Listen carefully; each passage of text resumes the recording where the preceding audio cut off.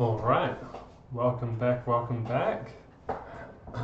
Looking forward to another stream of Brick Bracket.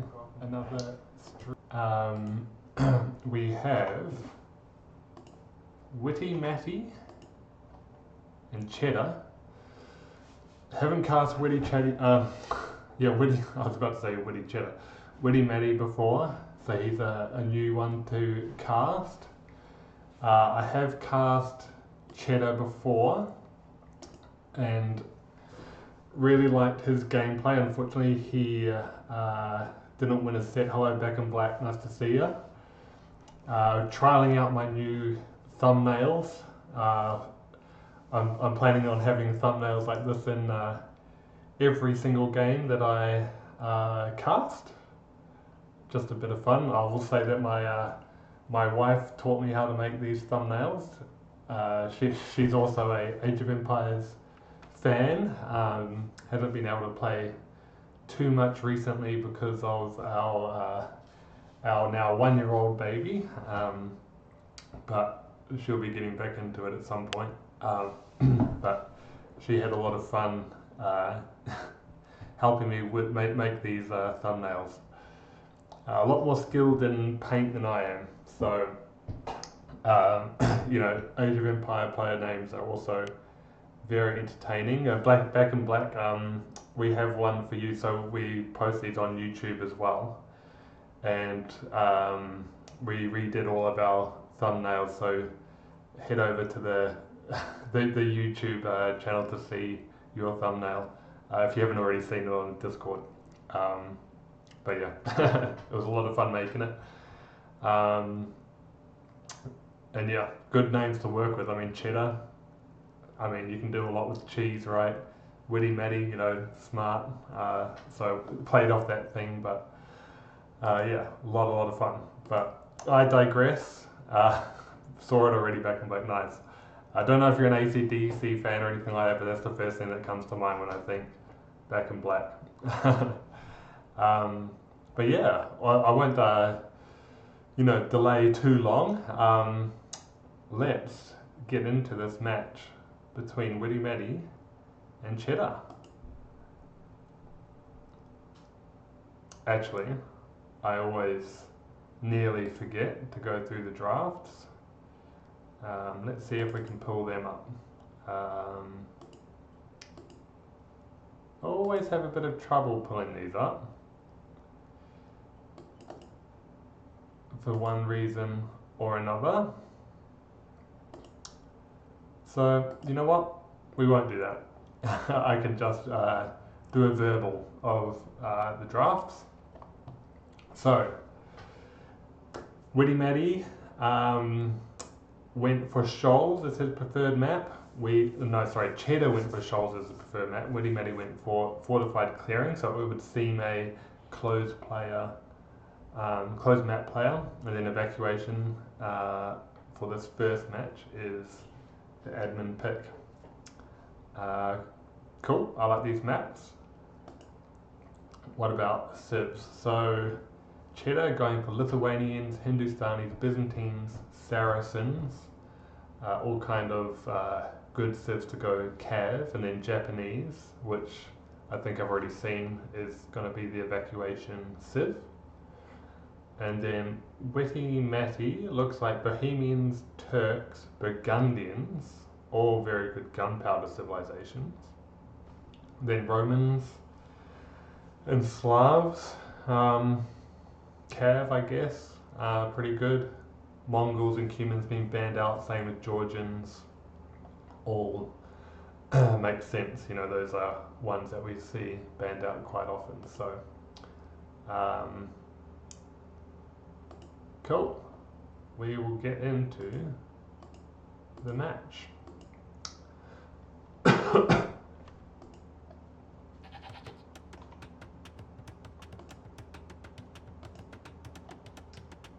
Just checking if everything is working the way it should. I accidentally cast a set the other day and I forgot to change it off browser, and I was casting in front of a browser for about 5 minutes. So yeah, here we go. So Romans. Romans. Obviously don't see them that much. Sometimes, you know, these expansion civs, not everybody owns them, of course. In that way, it's almost kind of an advantage, right? If you're up against players who see Romans less, then they don't necessarily know how to react as much as the civs that they see over and over again. I consider that an advantage. Japanese, however, even in practice maps and stuff like this, you might see this civ quite often, as I'm sure players have played this map a couple of times already in previous sets perhaps, or even practiced outside of a best of 3. You'd probably see Japanese, because personally I think Japanese are a perfect civ to have, and mainly because of this bonus of camps costing less. You have to, if you're staying on this island a bit longer, you want to use that bonus a lot. If you want to, you know, camp in these other spots as well, you're not wasting as much wood. It's not such a problem if you don't evacuate over to the other mainland quickly.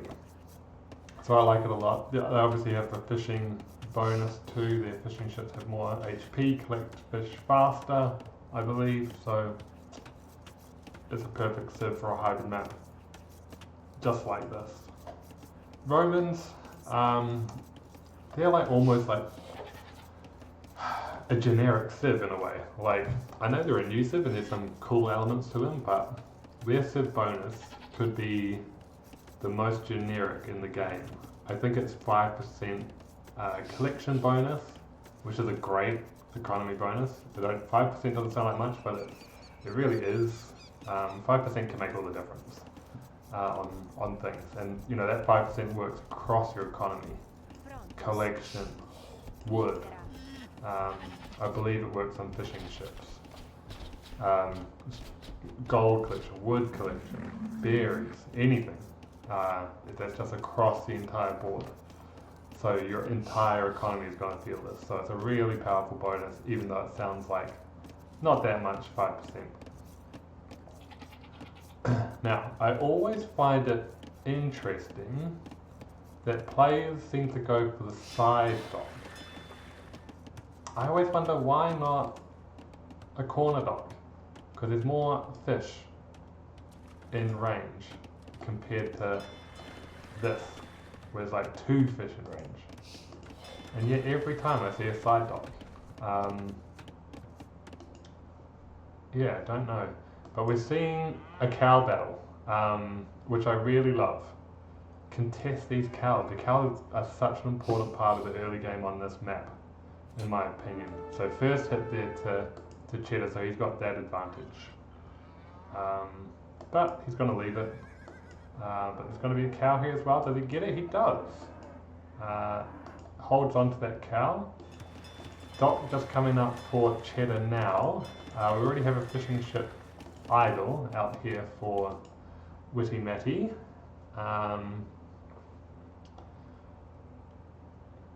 Now, again, I should say that I've cast Chedda before. I can't remember exactly who he was playing. I can actually quickly check that now, but he was up against a really strong player, and he lost the first 2 games, but then pulled out a win in the last game, which I really loved. That he had, you know, that fight in him. He was up against Pelican. Pelican was a very good player. As I say, if I see him now head over to the mainland to get berries as he goes up to feudal. That's played perfectly. That's what we're seeing from all players around this time. Same from Witty Matty, going for the lumber camp instead. So different resources focused on there. Maybe it would depend on what they're thinking for openings or ships, perhaps. But hang on a second. I'm not seeing any ships any fishing ships from Chedda at all.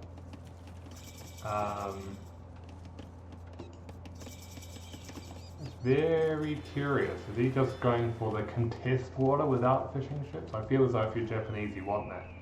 You want to fish. Perhaps he's just forgetting. Whereas we already see 3 out here from Matty.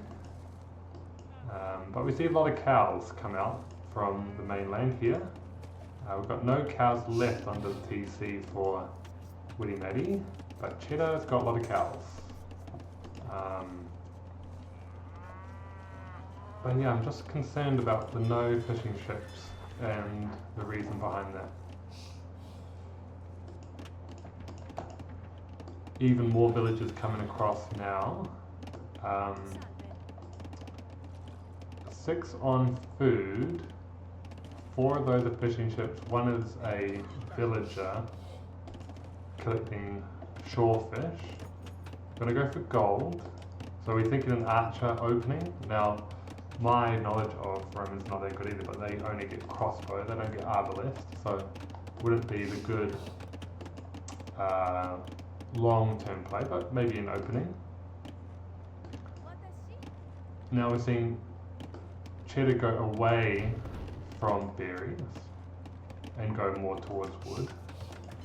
Still no fishing ships, but we do see actually maybe going away from berries because he's got all this food underneath his TC here.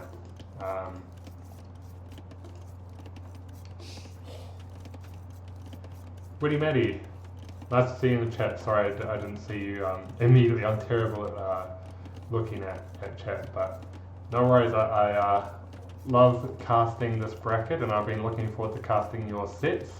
I know you're doing well. Let's see how you can do against Chedda here. Yes, as expected, archery opening, but it's a skirmisher opening, which is interesting. Because we're not seeing any archers yet. Maybe he's forecasting archers to come out. We'll see. We'll see. But I would have expected with the gold that we would have seen perhaps archers, or maybe the gold play for a fire galley, which we are seeing, and we're seeing this fire galley come around the back here. But as I've been saying, we haven't necessarily seen all that much fish for Chedda, although he's transitioning to it now, a little bit later. And we're going to see a stable from Chedda. But we have archers actually. This has completely gone under the radar. I had not seen that. And perhaps that's exactly what Witty Matty was responding to. There's an archery range here that he had probably scouted. Yes, so my apologies. That's what you were responding to. So great stuff. We'll see the skirmishers come across here. Might not know the location of this dock yet, no. But as expected, it should be around there somewhere. These 3 archers coming home, perhaps from, again, scouting that I had missed. Maybe he scouted that those skirmishers were on the way. And this fire ship's gonna come up here now. And it's kind of unfortunate that Chedda produced these fishing ships late. Because he hasn't got all that benefit from them. He's just kind of produced them, and now they might go all down. So that is unfortunate. But we see some fire galleys coming out from Chedda now. You know, if I'm taken by surprise by this, I'll almost just let it go because they're all going to be down anyway. Going to see fighting off of the scouts with villagers, and they're pretty good at that, in feudal age at least. We'll need to focus down the archers and make sure we're targeting the right units, but you know, it is only 3 archers, it shouldn't be too bad. And this should be all fine. Yeah, and I think these fire galleys are perhaps too late, and shouldn't be worried about too much, but yeah, this is a messy one, but I really love it from both players. It is causing some idle TC time from both, and this villager taunting as she crawls away on 4 health points, maybe causing that archer to stay too long, but I feel it was going to go out at some point. But Chedda should pop out with 3 there and take that battle decisively, but he'll have no fishing chips. So, out of all of that messiness, as Witty Matty said, a bit messy, but he comes out on top, I think, because of the castle age coming in now. However,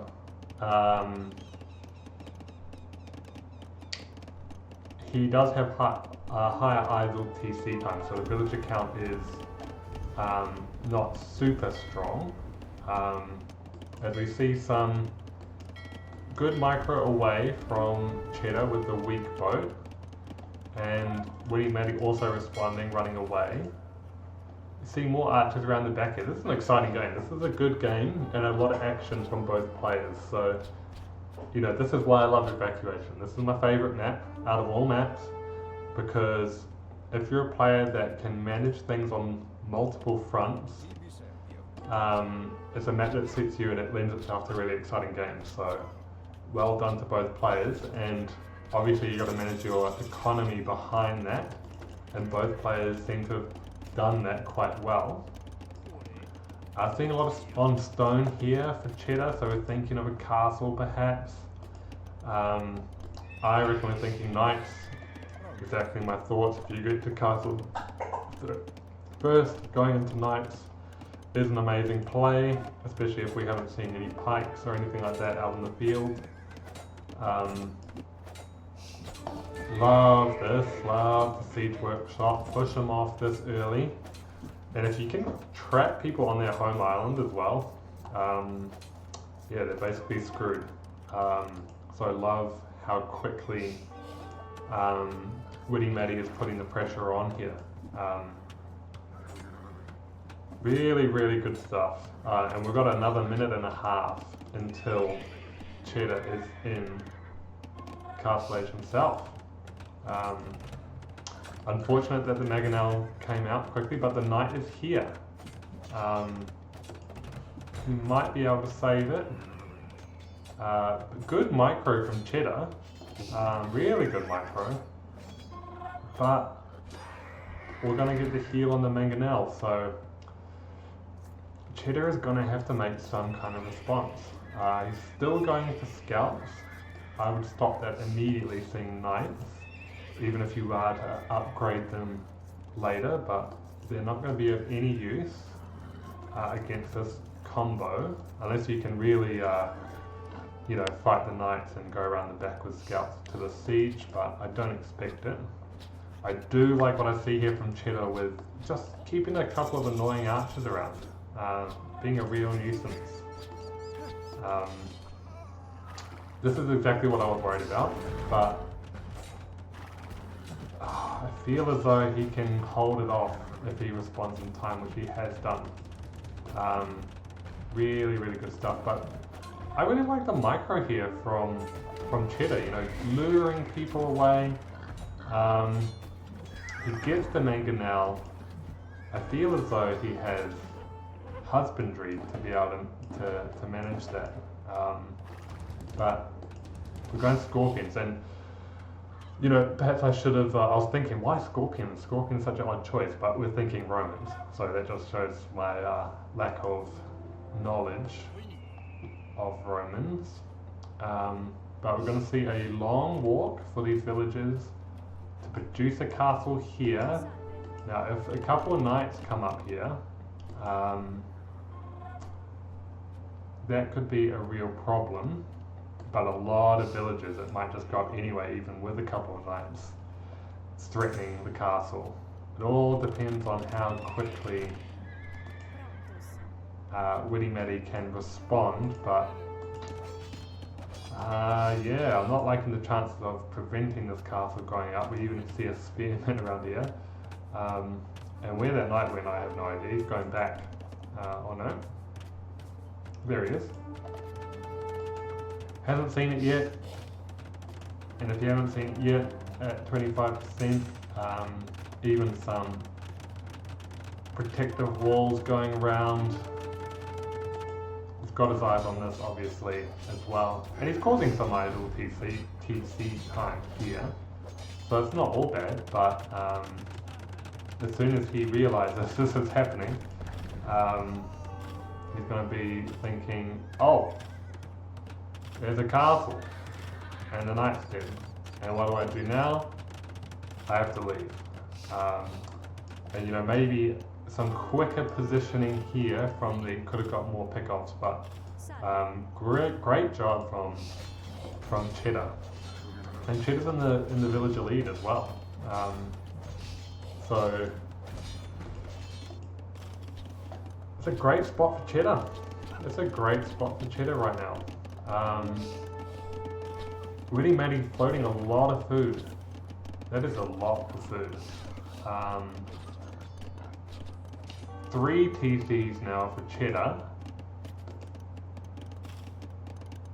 Chedda is in a very dominant position, I would say, but yeah, having that knight, you know, 1 upgrade on attack, 1 upgrade on armor, takes out that feudal army all by himself. See some more kills here. See knights on the floor for Chedda now as well. Like I said, Chedda has husbandry, I think. Although there seems to be the same speed.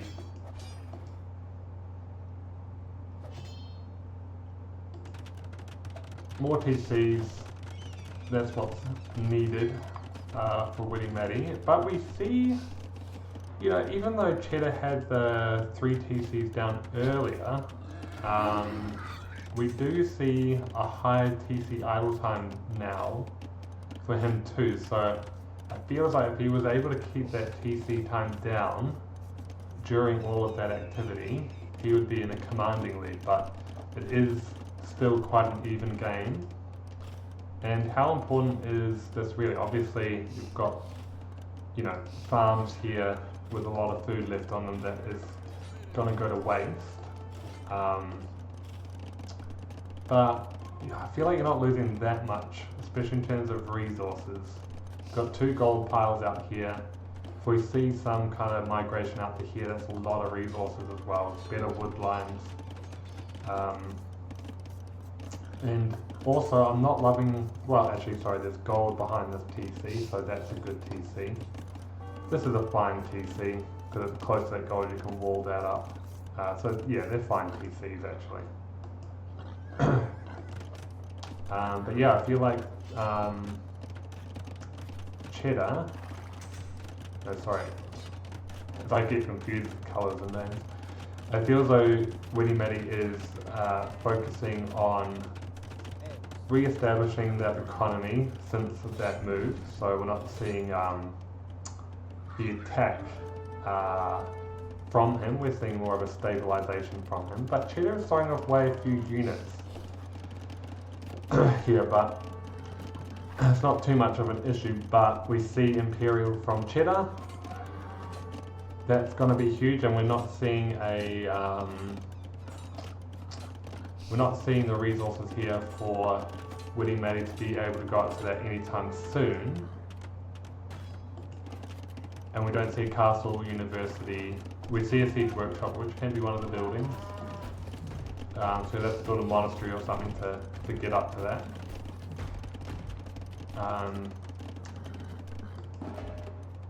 Scorpions. What is the bonus that Romans get from scorpions? I'll have to look that up a little bit after this game, I think. As we see a ram on Mangonel. There you go. Rams counter Mangonels, guys.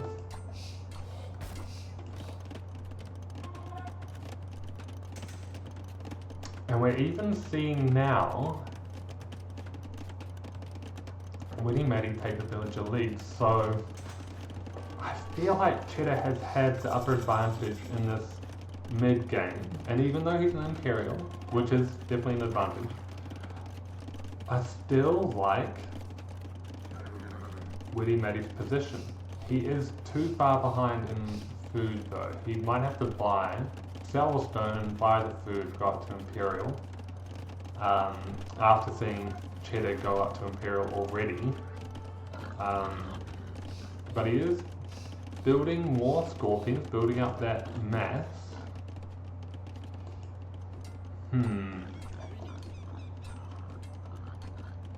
Again, I feel as though if Chedda was able to keep that TC time down, 12 minutes idle TC time, he would be absolutely flying.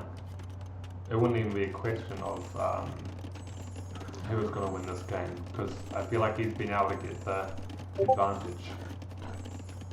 But that TC time is quite high. Witty Matty's TC time is high as well, so the effect isn't as pronounced as it could be.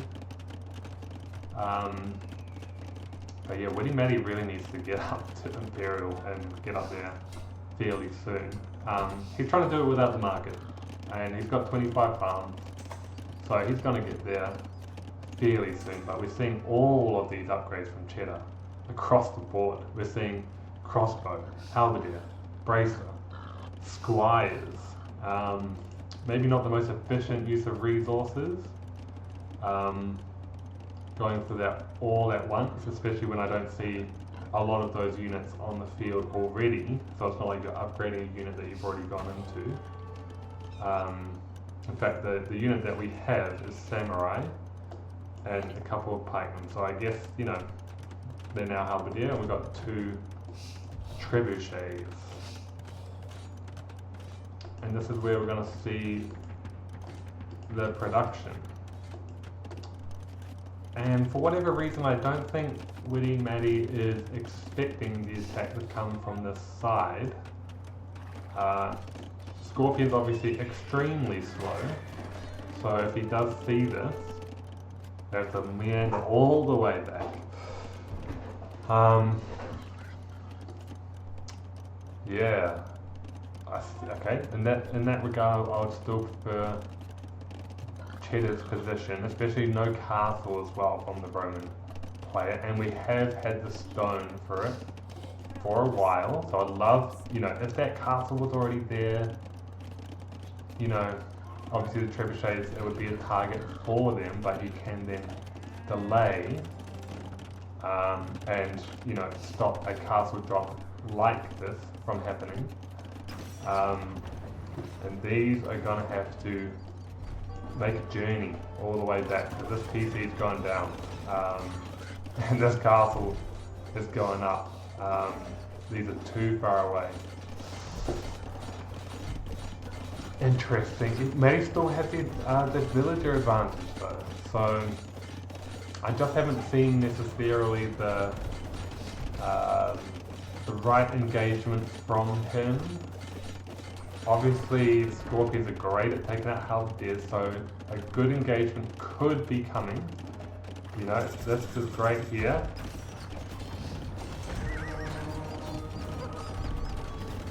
We see some good microwave from the knight. This castle's at about 70%.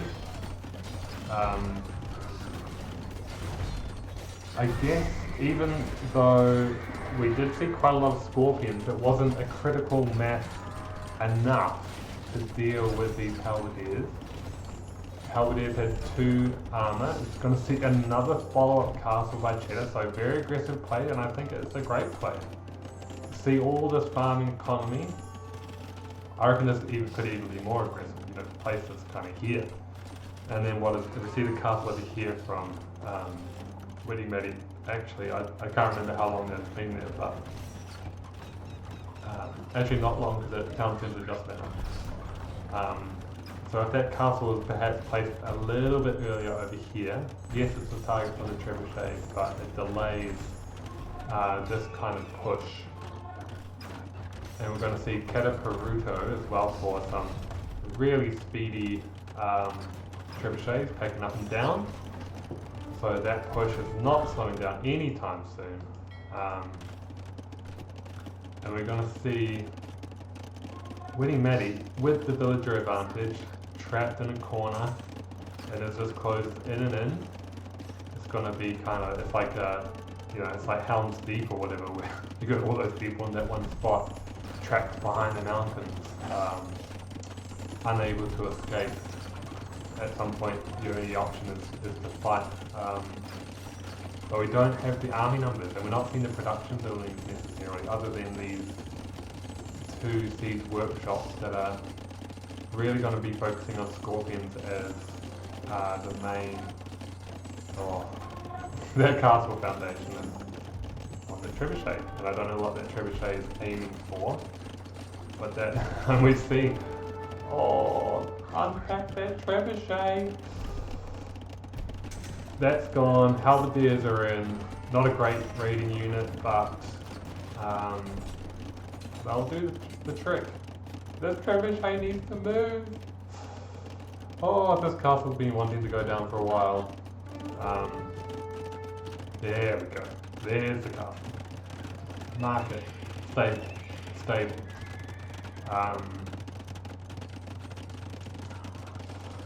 Yeah. I think just go into your Centurion if you're going to go Knights, but this castle might be said on arrival, which would probably be the GG when it does go down. Scorpions frantically trying to be produced. May even see a counter push on the other side, really hemming it in. Witty Matty still with the villager advantage though. Still with the villager advantage. But we're seeing higher worker efficiency of course from Chedda, considering his base is undisturbed. And we're going to see trebuchet shots on the scorpions. Always a really heads up play when you see that from the players, so well done to Chedda. Yeah, even with the scorpions, it's about getting that critical mass, I think. But under castle fire, villagers trying to heal, trying to repair trebuchets, while trebuchets are shots coming down on the other side. That was a really exciting match. That was really well played by Chedda, and I now remember from the set that I cast from him, he was going into a lot of games without a clear game plan, or that's what it felt like to me. In this match, I felt like there was a very clear game plan. You know, he knew that he wanted to go for this forward castle play. Maybe a little less clear in the early part of the game with the lack of ships to begin with. That's one thing to tidy up, but knowing that he wanted to go castle drop, knowing that he wanted to go for a fast push onwards through the side, I thought was really adaptive game plan. Didn't let down the pressure once he knew he had advantage. So really well done to Chedda. I think that wasn't a bad game plan from Witty Matty either. With the pressure that he put on in the early game to the evacuation site of Chedda, I thought that was good. Also, I liked the economy play from Witty Matty, and you want to get to Scorpions. If you're Romans, it's just about getting that critical mass so that nothing can kind of come to your critical mass of Scorpions in the end. So well done to both players, and that's a 1-0 to Chedda. Awesome. Yeah, awesome. We're going to go straight into the next game, I think. So well done to both players. Actually, let's have a quick look at the stats. The economy, pretty even, and then overtaken here. I guess this is when, actually, this is before the castle was even built by Chedda. But we see quite a consistent lead in the economy from Chedda, and then I think Chedda kind of took his foot off the accelerator for the villager production as he was focusing on military, and had a less of a villager lead as well. So Just focusing on military to close out the game, and yeah, finished it even there. APM, 37 apiece. So we're looking at a close matchup. I think APM is a fairly good indicator of skill in this game. Obviously, decision making can be separate from APM, but in terms of the macro game, very, very even. Love to see. Awesome. Let's get into the next match. If we can find it. Yes, this game. This was. These games were played a little while ago, so they're a bit further down than even some of the other games that I've cast. But we're on to Fortified Clearing. This was 7 days ago actually, so this is a week old, but yeah, I still want to cast a lot of games in this bracket, so I do go back to some older games. But yeah, we can actually. In the second game you always see the evos of the players come up. In my experience, don't know why that is, but we see very close elos as well. So very close matchup. Witty Matty, this is his home map, or his preferred map, and he's chosen an arena style civ, obviously fortified clearing open around the backs, and you can go around the sides, but Turk's been a very good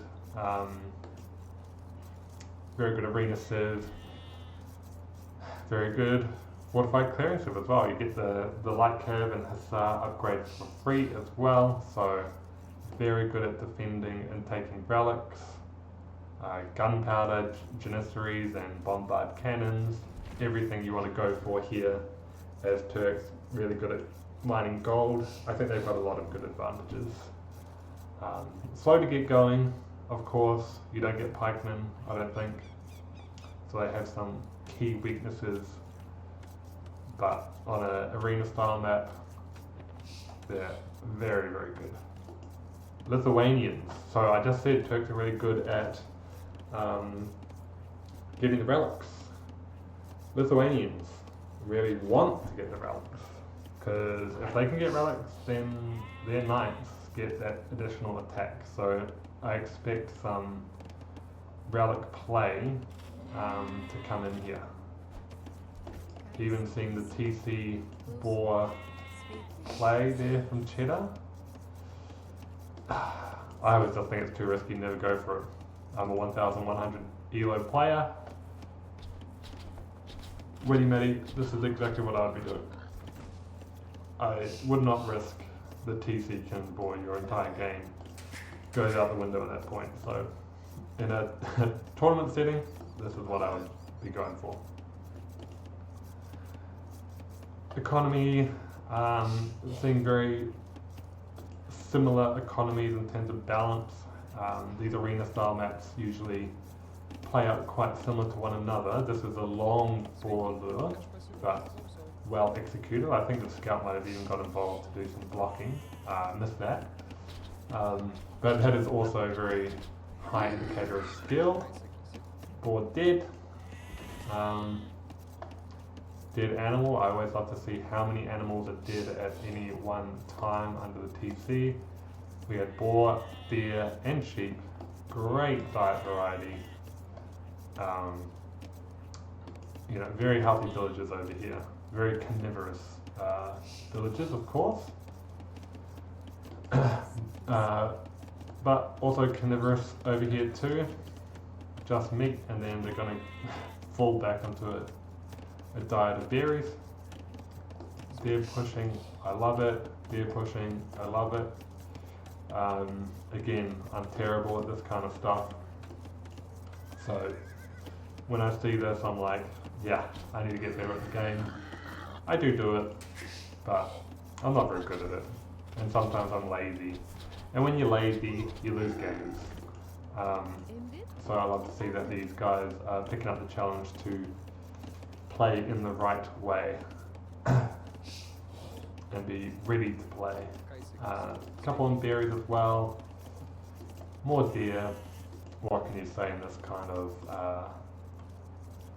map? But we are seeing walling of the side, which I think is a great idea. The amount of times that in a tournament that I had played in, I think in one of those games, somebody sent a villager around the back, produced a stable, produced a tower.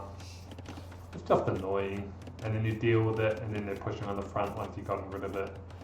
You feel like you're on the wrong foot right from the beginning of the game. Yeah, so I think walling in the back of your base is a great idea.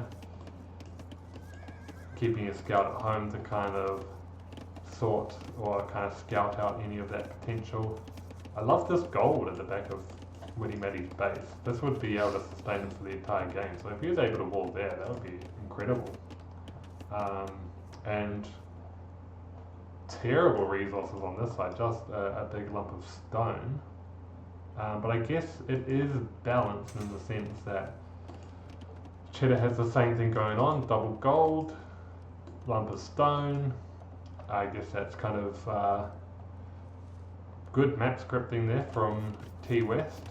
Again, I think it's T-West that does the scripting, but generally speaking what I've seen from the maps has been very balanced and well thought out, so good stuff. Seeing very equal feudal times. And as we see those feudal times try to go up, we have a quick look at the chat. What about the scouting? So not much scouting on Chedda's side. He's thinking in the middle now, perhaps trying to scout out those relics. And on the side of Witty Matty, he's seen those 2 golds, and this is exactly what I was saying. You want to wall this to keep those golds. So he's seen the same things as I've seen there. Really loving that. Good heads up play. Eco upgrades coming in. Probably see eco upgrades come on Matty's side as well. But Chedda is playing this a lot more open. I'm just realizing on the sides, and one in a different language or something, because the language settings it doesn't look like it's English to me on Capture H. But we're going to see just a palisade. Obviously, those can go down quick. I'd love to see stone walls here eventually.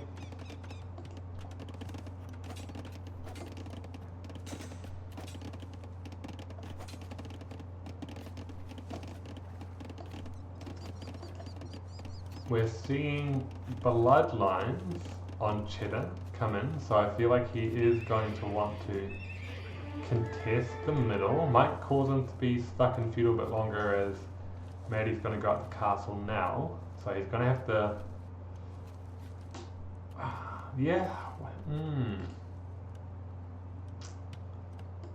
don't know about that. What scout's going to get you when the base is closed? You can't get the relics immediately until you're in castle. Very interesting. Stable markets, so obviously no production to speak of. No barracks, no nothing on Witty Matty's side. So these scouts could be a little bit wasted.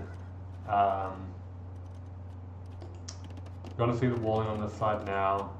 Seeing the walling here, that house not. Oh, actually, I guess there is a small gap here. This is the downsides of not playing with small trees. I hate small trees. Hate playing with small trees. Hate observing with small trees.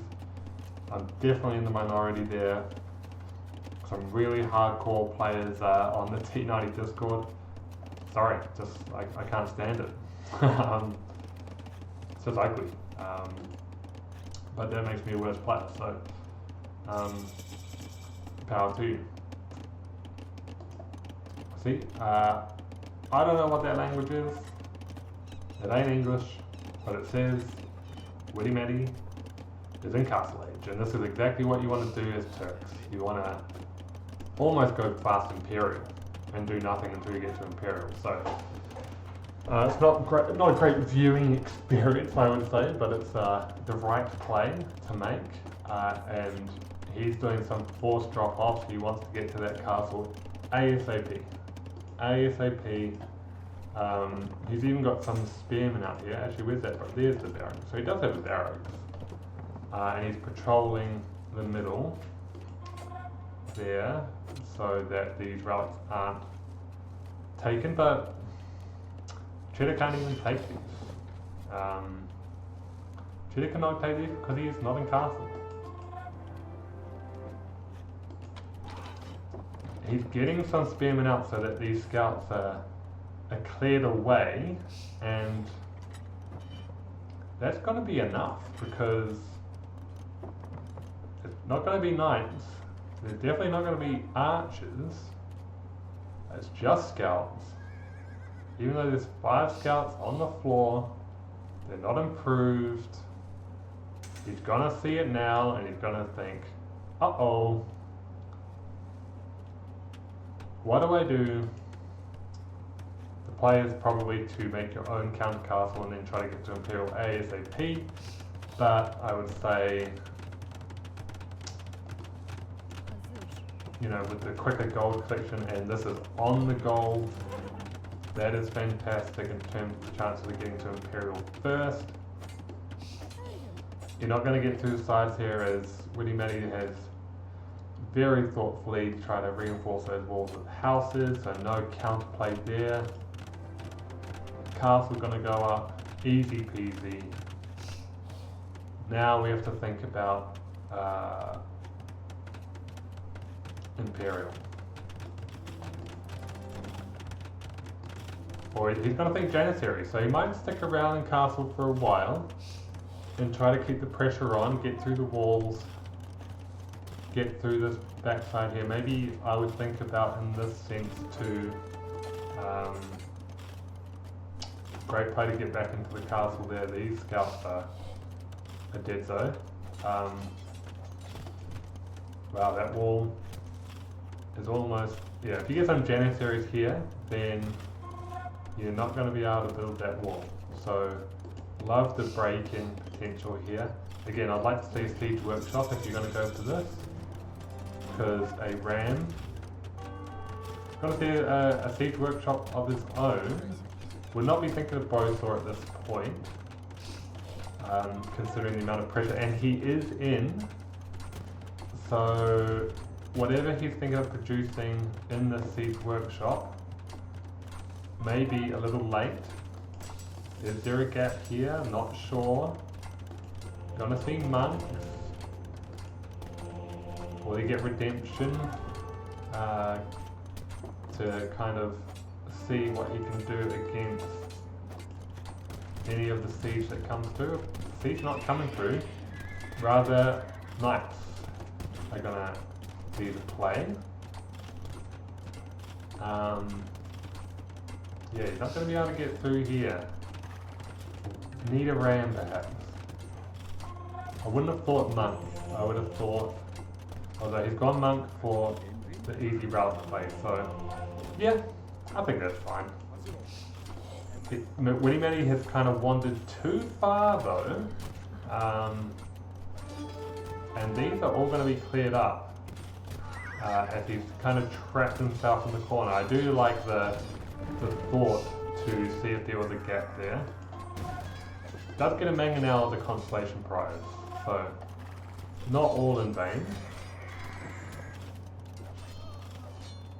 Still like his position.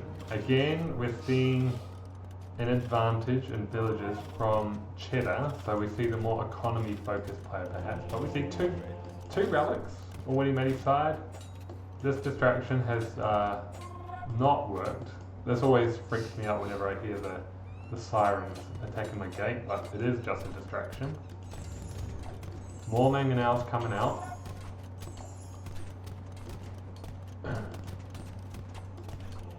Another monastery, so double monastery. Very interesting. 2 relics in there.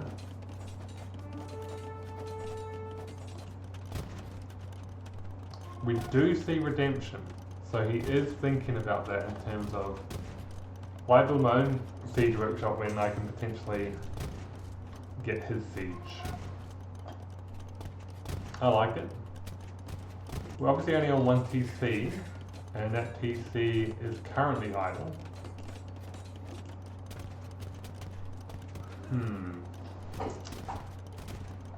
I feel like this push has stalled. Oh, he's gonna get the building. And that could be an issue if it's not addressed. Building's deleted. But great mangonel hit.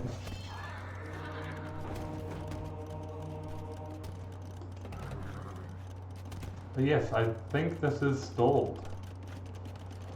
It's a great hold here from Chedda.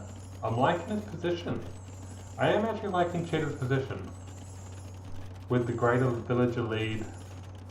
Do have to get a castle up though, and he doesn't have any stone. He's been taken off that stone. And there's not an easily accessible, he's walled this out, so you'd have to buy stone.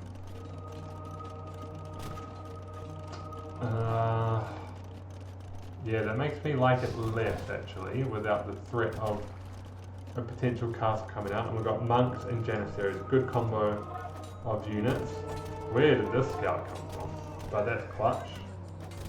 To get that monk. But these monks are going to get that blacksmith.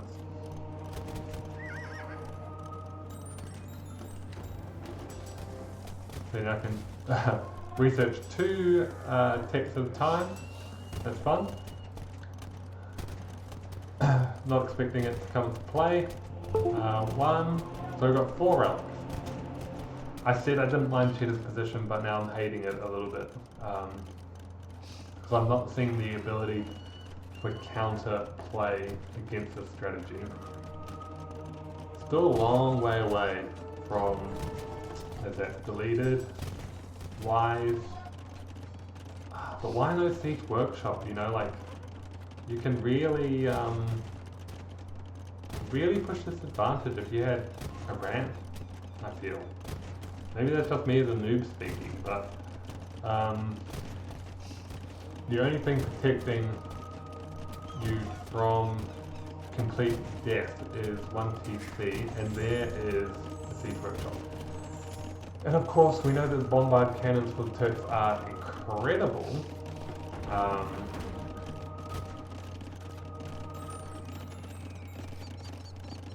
We're really not seeing. I don't know if Witty Matty can get up to Imperial at all. Like, is he just gonna forego Imperial? If he converts, well, there's PC there actually.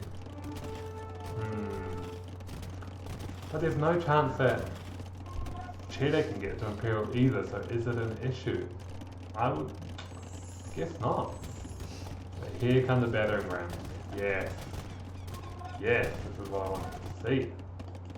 I wanted to see those battering rams. As that house is dead, but that, was he attacking that house through the palisade? Weird Age of Empires thing. Is there actually a gap here? I think you can actually walk through it. But obviously not important. And I don't think it will end up being important. But we actually see Imperial coming from Chedda.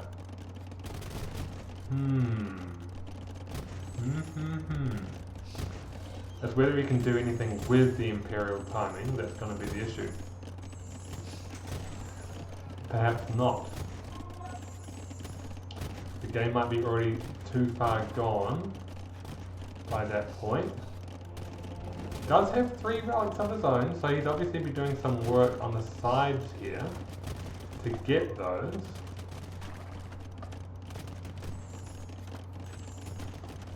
Yeah, I just don't think there's enough. And I think he's done the right thing by waiting for these rams. And we've got to see villagers try to fight these off. There are monks here ready for the knights. That TC regardless is going to go down. So even if there is some ram killed and some knight deaths, you know, I think the dam has been broken. There are monks on the other side as well, but good micro away, and these hand cannons should take care of that monk. Yes, they do. Scorpions coming out. Interesting. I never... Obviously, Janissaries are kind of like archers in the sense of cav archers, where scorpions are good counter, but hand cannons obviously have very high attack and can take them down quickly. There are rams left, so this can go down uncontested. Where is this Imperial Age coming in from? Thank God it's at TC. So that is not in vain. But Chedda is on the run. Chedda is on the run. The villager count is now equal as Chedda idle TC time has gone through the roof while responding to this. Understandably so. Going to see an aggressive castle on the side of Witty Matty as well. This scout is through, but this has not been taken advantage of. That would have been my only other report, but obviously now it's probably a little too far gone. You know, knights, still sticking with knights for Lithuanians.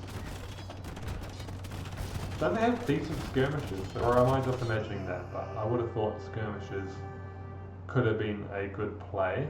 But yeah, good stuff from Witty Matty. It's 1-1, close matches.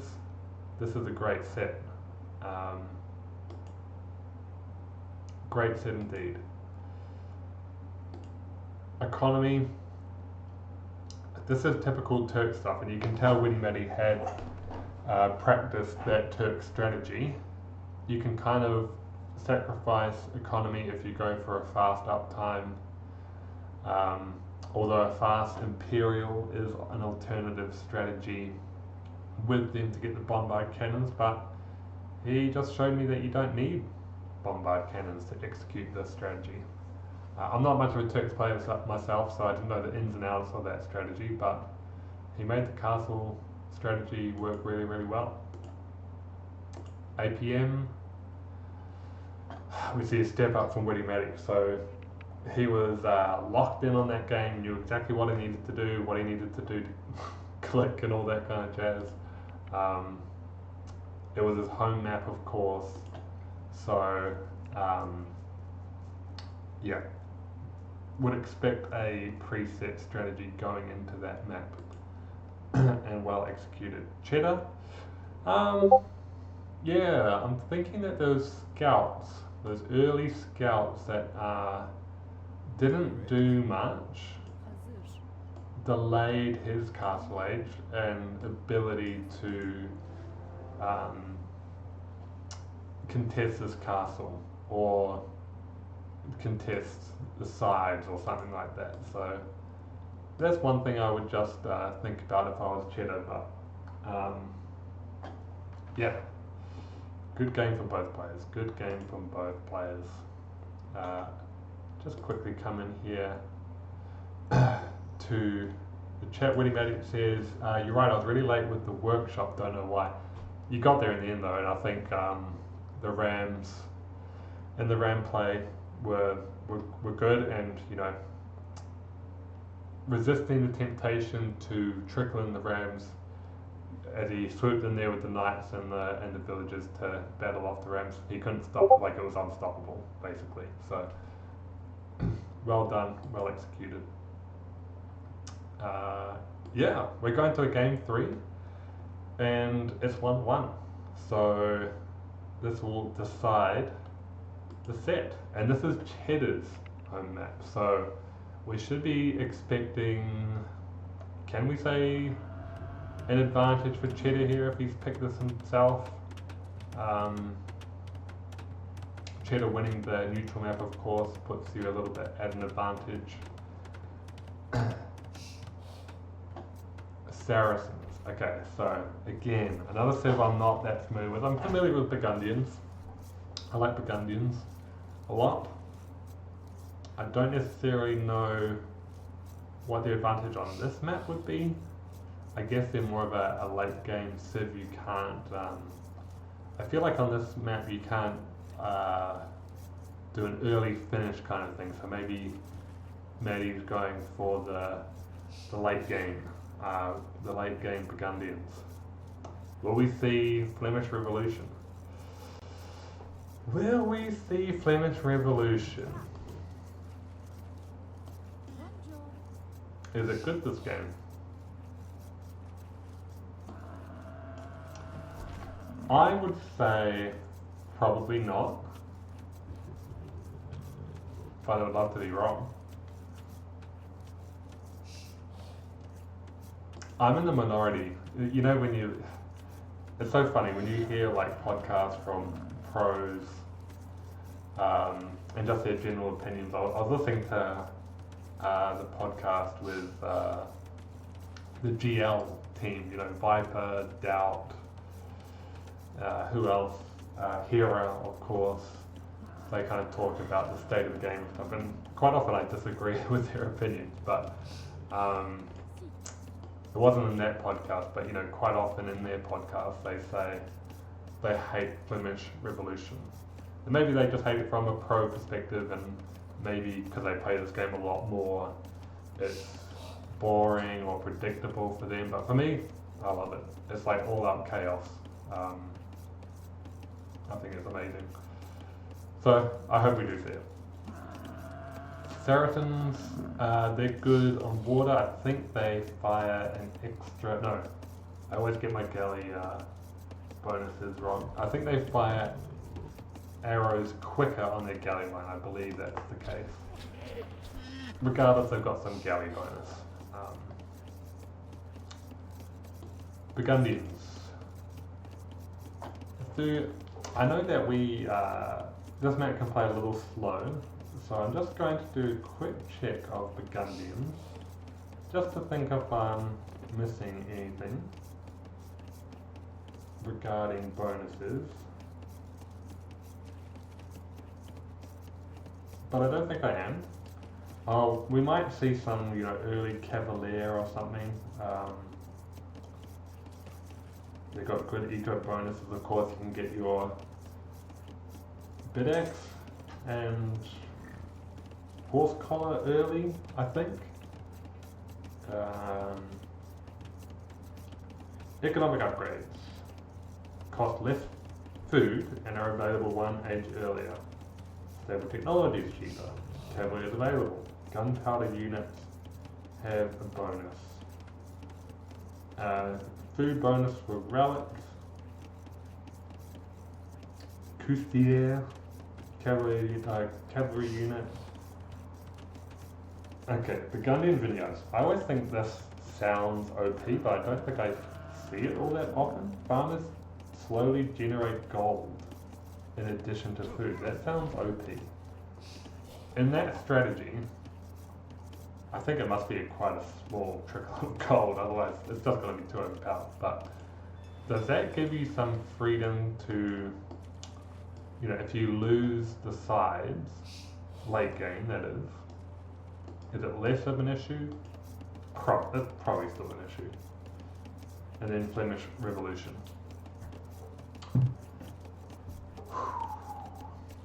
I'm really interested in the Burgundian strategy. I'm actually trying not to look at the chat. Maybe Matty is putting something in there, but I'll hold off. I'll hold off looking just in case I have any spoilers or anything like that.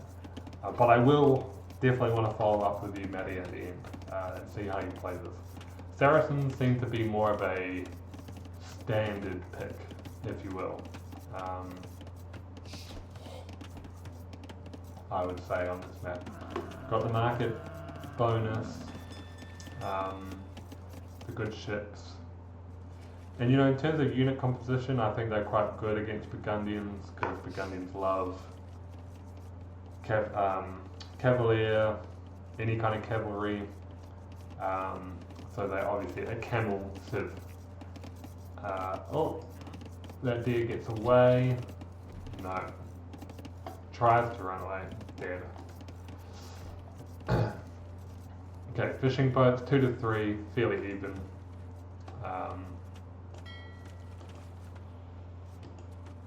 I think this is, if this is intentional, this is smart in terms of getting the further away fish so you can rely upon this safe fish later. Not seeing the same for Chedda, but I think that's fine. It's just a small detail.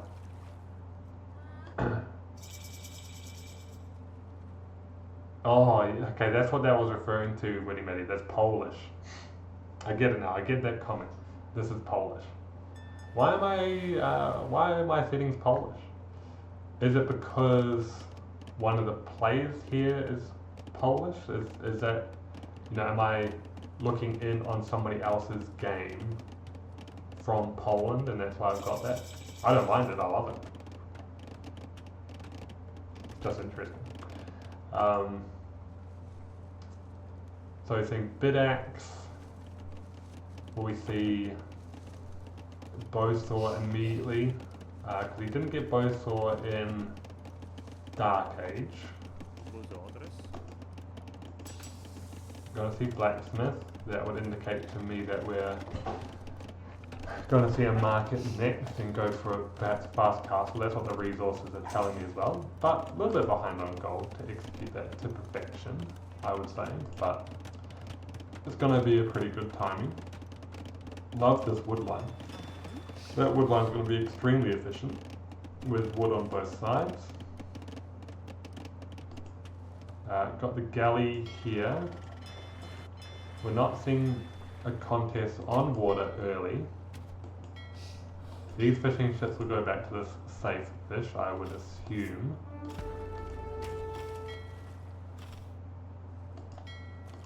Oh. That's beautiful, Matty. That is beautiful. I love the attention to detail. This fishing ship's still alive. This has 200 fish. You know, stuff like that makes all the difference. So, respect. Mad respect. I like the game plan to focus on the fast castle and not worry about the water early, because I feel like you can have a small window to catch up on that. I've taken the ranges off this for some reason. This gets lured into the tower. This is nice detail here from Chedda though.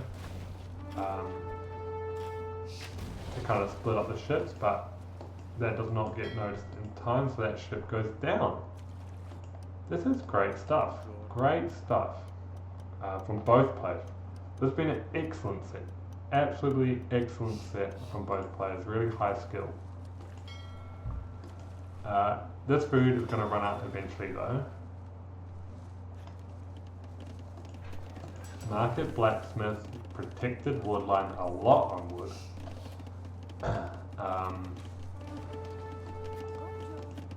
Gonna need to see that transition to farms, yes. Love that horse collar is following this, because when these berries run out, these villages are going to have to produce farms. We're seeing the transition to farms now with heavy plow as well, bow saw. I think this is a well executed strategy. Are we going to see a stable? Early stable? Maybe? That's fine. That should be held off. It's a bit risky, only 3 villages I suppose to execute that, but I think it's good.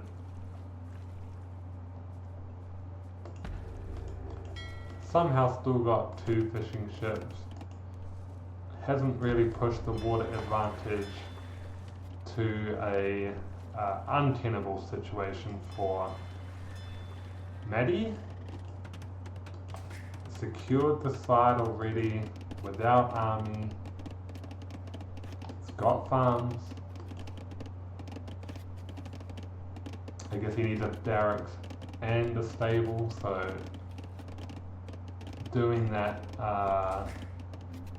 could be difficult with the wood available, and prefers to go instead with another TC.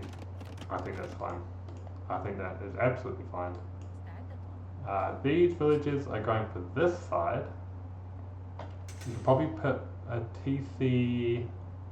Sometimes it's very difficult to find a TC spot on this map. Can you put one on these wet spots? I don't think you can. There's a spot there. Oh, yeah, look. It is on a wet spot. So that is not un-TCable. Sorry for all the zooming in. But 3 TCs quickly for Chedda. Seeing even villager count. So this is going to be a close one, guys. This is going to be a close match.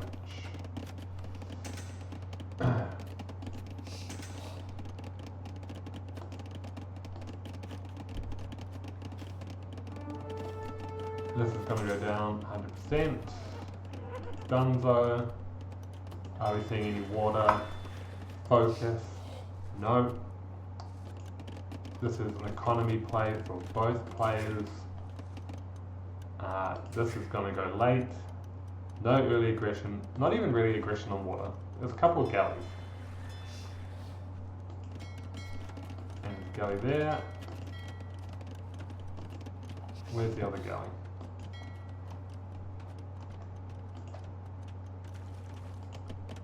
There. So just waiting on the shorelines. Monastery. So going for Ballot. I love the addition of the outpost. Outpost, the outpost, the outpost there. This villager probably going to go for an outpost of her own. There it is. Outpost there. Again, I love these situations where outposts can look at each other and be like, hey buddy, how's it going? Just friends. I'm blue, you're red, but we're chilling. No reason to attack. We'll just keep an eye on each other. But that stable's a little more aggressive. More monks. Routes generate food, guys. It's not nothing. Now this is interesting. Siege workshop back here. So it's going to be a long crawl to the front line. But maybe it's been hidden from the enemy. Could be the rationale there. Mangonels. Knights coming through. Apologies. This is Chedda's. Oh, silly me, silly me. These are Chedda's. They're gonna go for a push around the back here. And we're seeing also a contest around here. So, kind of contesting both sides. This is being seen by Matty. So it'll be interesting to see what his response will be. Going for a lot of crossbow. That is exposed to something like a knight play. If you can pick them off one by one like this, you know, that can be quite nice. Oh, good attack ground. Excellent, excellent, excellent.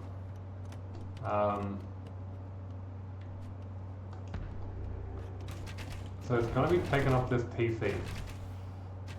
Where did that villager go? There he is. I'd be trying to build some more production buildings over here. For sure. Seeing very even villager count still. But this castle is going to put an end to everything.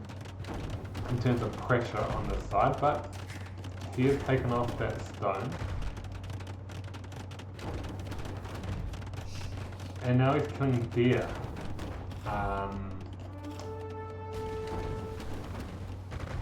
You know, would I say Chedda's like one of those sadistic kids at school that likes to take the legs off bugs and stuff like that? Maybe. Maybe.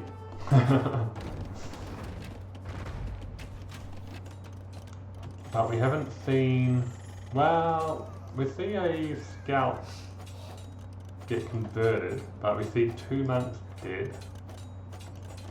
We see 2 relics in that monastery. So Witty Matty likes to go for the monks in the monastery.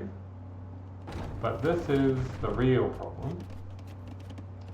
You know, love to see these archers on stand ground just sit here.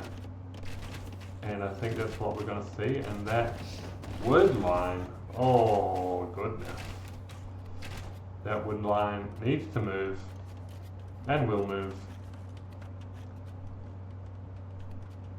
But yeah, it'll be hard to get around. That's an excellent castle placement, I would say, because it prevents any kind of forward momentum here. We're going to see these knights unfortunately get caught out. This one is alive on 5 HP. Now we've got knights on this side, and we're seeing cavalier in castle age. I haven't necessarily seen the advantages of Burgundians really taken advantage of, but this seems to be working okay for Matty. This castle will ensure that this gold is going to be protected for Chedda in the long run. The light cav play for Chedda has been excellent as well, but I wonder now that he sees Cavalier what the play will be. Sorry, am I stupid? I'm so stupid. Cavalier is obviously a Imperial tech, because you get knights. You get knights in castle. I'm second guessing myself, guys. This is really basic age of advice stuff. But Cavalier is an Imperial tech, so he is taking advantage of the Burgundian bonuses. My apologies. Burgundian Vineyards. This is what I'm saying. Is this OP? When this clicks in, I want to see how fast this picks up. There was a noticeable increase. Quite a notable increase, actually. There are 34 farmers though, and they do have heavy plough. I would assume that it goes in proportion to the rate of collection on farms. So those in combination would work in combination with one another. And now we've got Cavaliers, and we've only got the camel response now. But if Chedda can get the camel quick enough, which he doesn't have upgrades for currently, he has 1 armor. But going for bloodlines now, need to see some more stables, but of course it's just camels, like unupgraded camels, against Cavalier. So even though camels counter knights, that might be a bridge too far for camels, especially if you don't have the numbers. And this is, you're forcing the issue as well when you bring mangonels to this fight, and these Cavaliers are coming in thick and fast. There's 28 on the side of Witty Matty, and this might be too much. This might be too much, and I love the sending of the 2 Cavaliers around the side. I would just send them around the back, because then you'd split the camels up a little bit. Archers ain't gonna do it. Archers aren't gonna do it. But as soon as this armor comes in as well, then it's even worse for archers.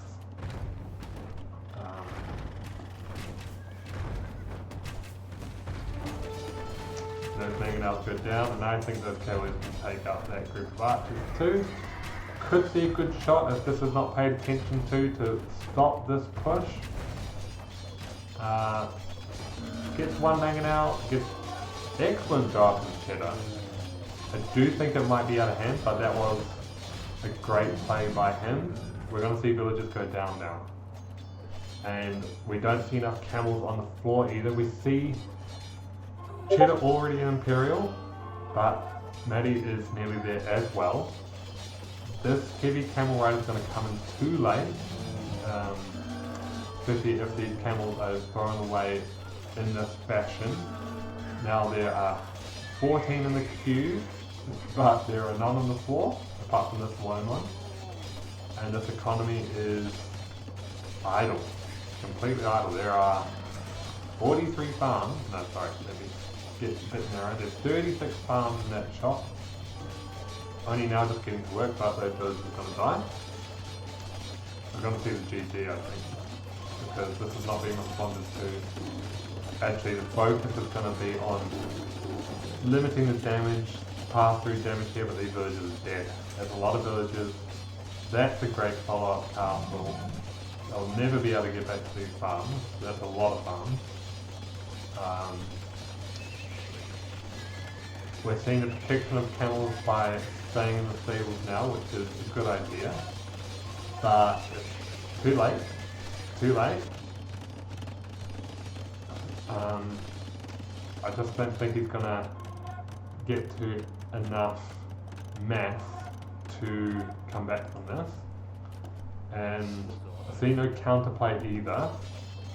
So he's gonna try and head, he's gonna deal with this head on. And that group of cavalier will die. But you know, we might even see the gunpowder transition eventually if this holds on too much longer. But actually no, you know what, we've got enough cavalier on the field that we can go paladin.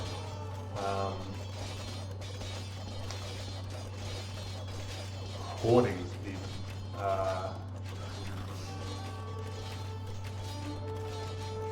More archers going to be taken out.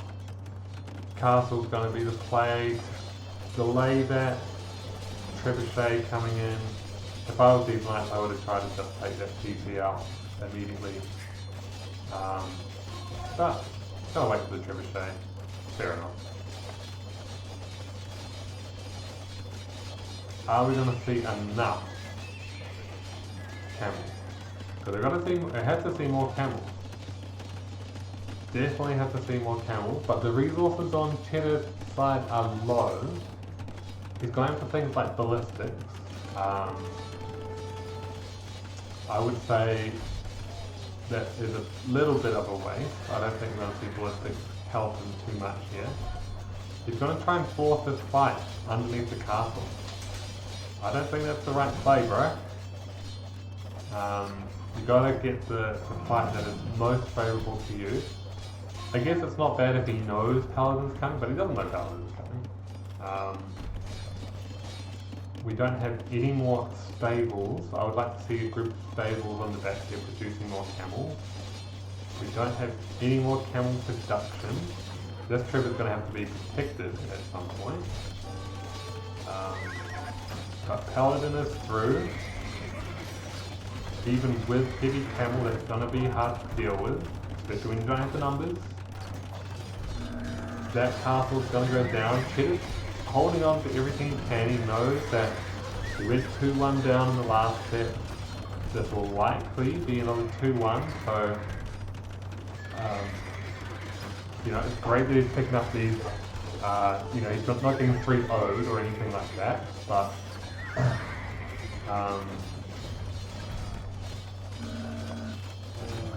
can't lose this camel match. So even if you do get the trip, which you're not gonna,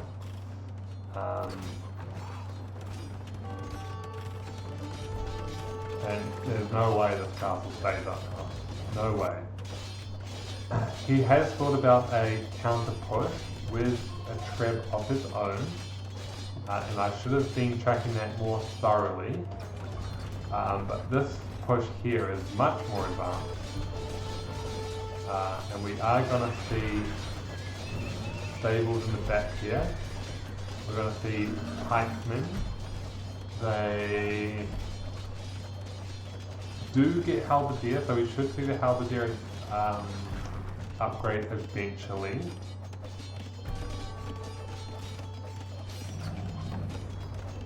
Very interesting, but I feel as though that this push will stall and this push will not. We've seen no action on the middle. Absolutely no action on shoals in the middle. That is very peculiar, because that's the entire premise of the map, I would say.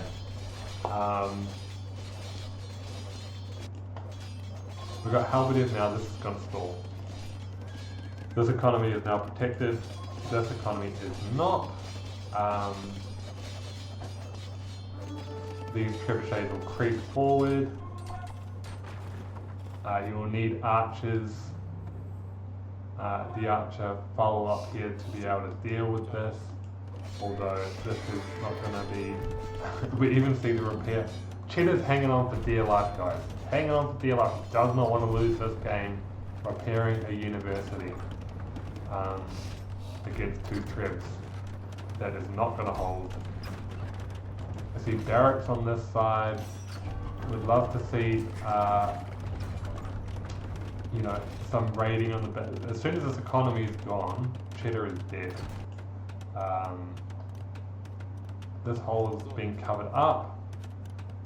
This army is going to come forward. Has he seen that? He has not. He has just missed it. That is unfortunate.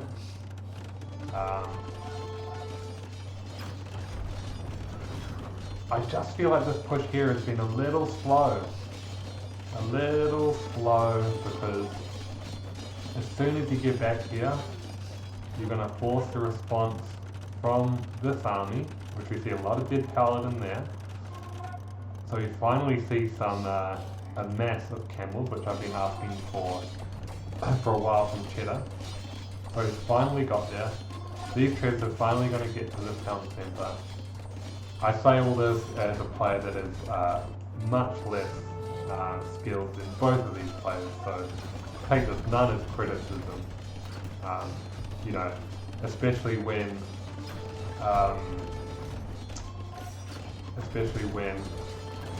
there is a lot to manage on a map like this. Yeah, just respect everything that these players are doing. This economy has just been completely non-targeted. And look at the vineyards, guys. The Gunyan vineyard. I didn't know how strong it was, but there's so much gold in the bank. This is gonna stop any kind of push with those trebuchets gone. Trebs targeting farms. Those farms will never, you know, those rocks and those crops.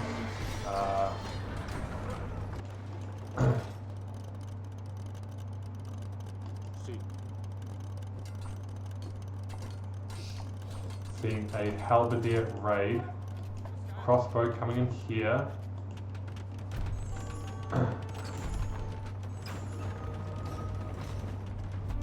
I feel like I've been in this position before as Witty Matty. You feel like you've won the game, you've hemmed him into a corner, but it kind of spreads you thin on shoals. Do you know what I mean? Like you've got such large fronts, you don't know when the enemy is going to come to really repair, love that. But, you know, he does have a lot of barracks here, and this will be able to eventually deal with this camel mass. And you never want, you know, a horde of halberdiers, you never just want a single camel there. I guess he's putting them there so that he can get that castle. He should now retreat with those trebs and with those camels, because, you know, that's just the meat grinder, I guess. You get rid of that castle, but for what? And he recognises it. He recognises it and thinks, got no more camels now. What have I got left? I'm open on that side. Calls to GG. Excellent set. Excellent game, first of all, this game here, but also excellent set for both players. Economy. Again, I should say society. Where is it an economy? Where are the fishing ships? Where are the fishing ships? Max 5 fishing ships, and then 4 on shoals. Sometimes I think that players only focus on the middle. You have like 30 galleys from each player in the middle, doing a little back and forth, and the sides are uncontested. Very little military going around the sides, all water. And then you see like a late transition to land. But this was all land. This was all land, guys. Witty Matty says, yeah, a win. Good to live through it again. Haha, thanks for the cast. Appreciate it. Appreciate the support. A very good set. Pulling it down back from 1-0 to 2-1. Very impressive. Good stuff, my man. And I understand you're doing quite well in the tournament. So if you go on, which I feel as though you're on track to, good luck for the rest of the tournament. And I might be casting some more of your games. Good stuff. Catch you next time. I shouldn't say catch you next time, because if you do want to stick around, I do feel like I am got time to cast another set. But if you do choose to enjoy your night some other way, I'm from Australia, it's night time here. Enjoy your day or night somewhere else. Respect that, but thanks for taking the time that you have to see this cast. Cool. Well, I am going to take a short break, but in the meantime, I'm going to put up the starting screen for the next match.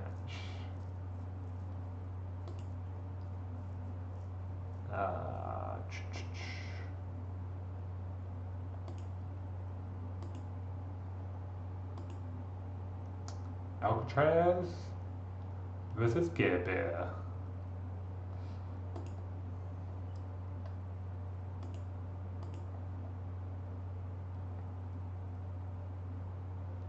Thanks so much, Matty. Appreciate it. Very much appreciate it. I'm going to take like a 5-minute break, but I'll be right back, and we're going to go Alacatraz versus Garebear. Also going to put it in the Discord.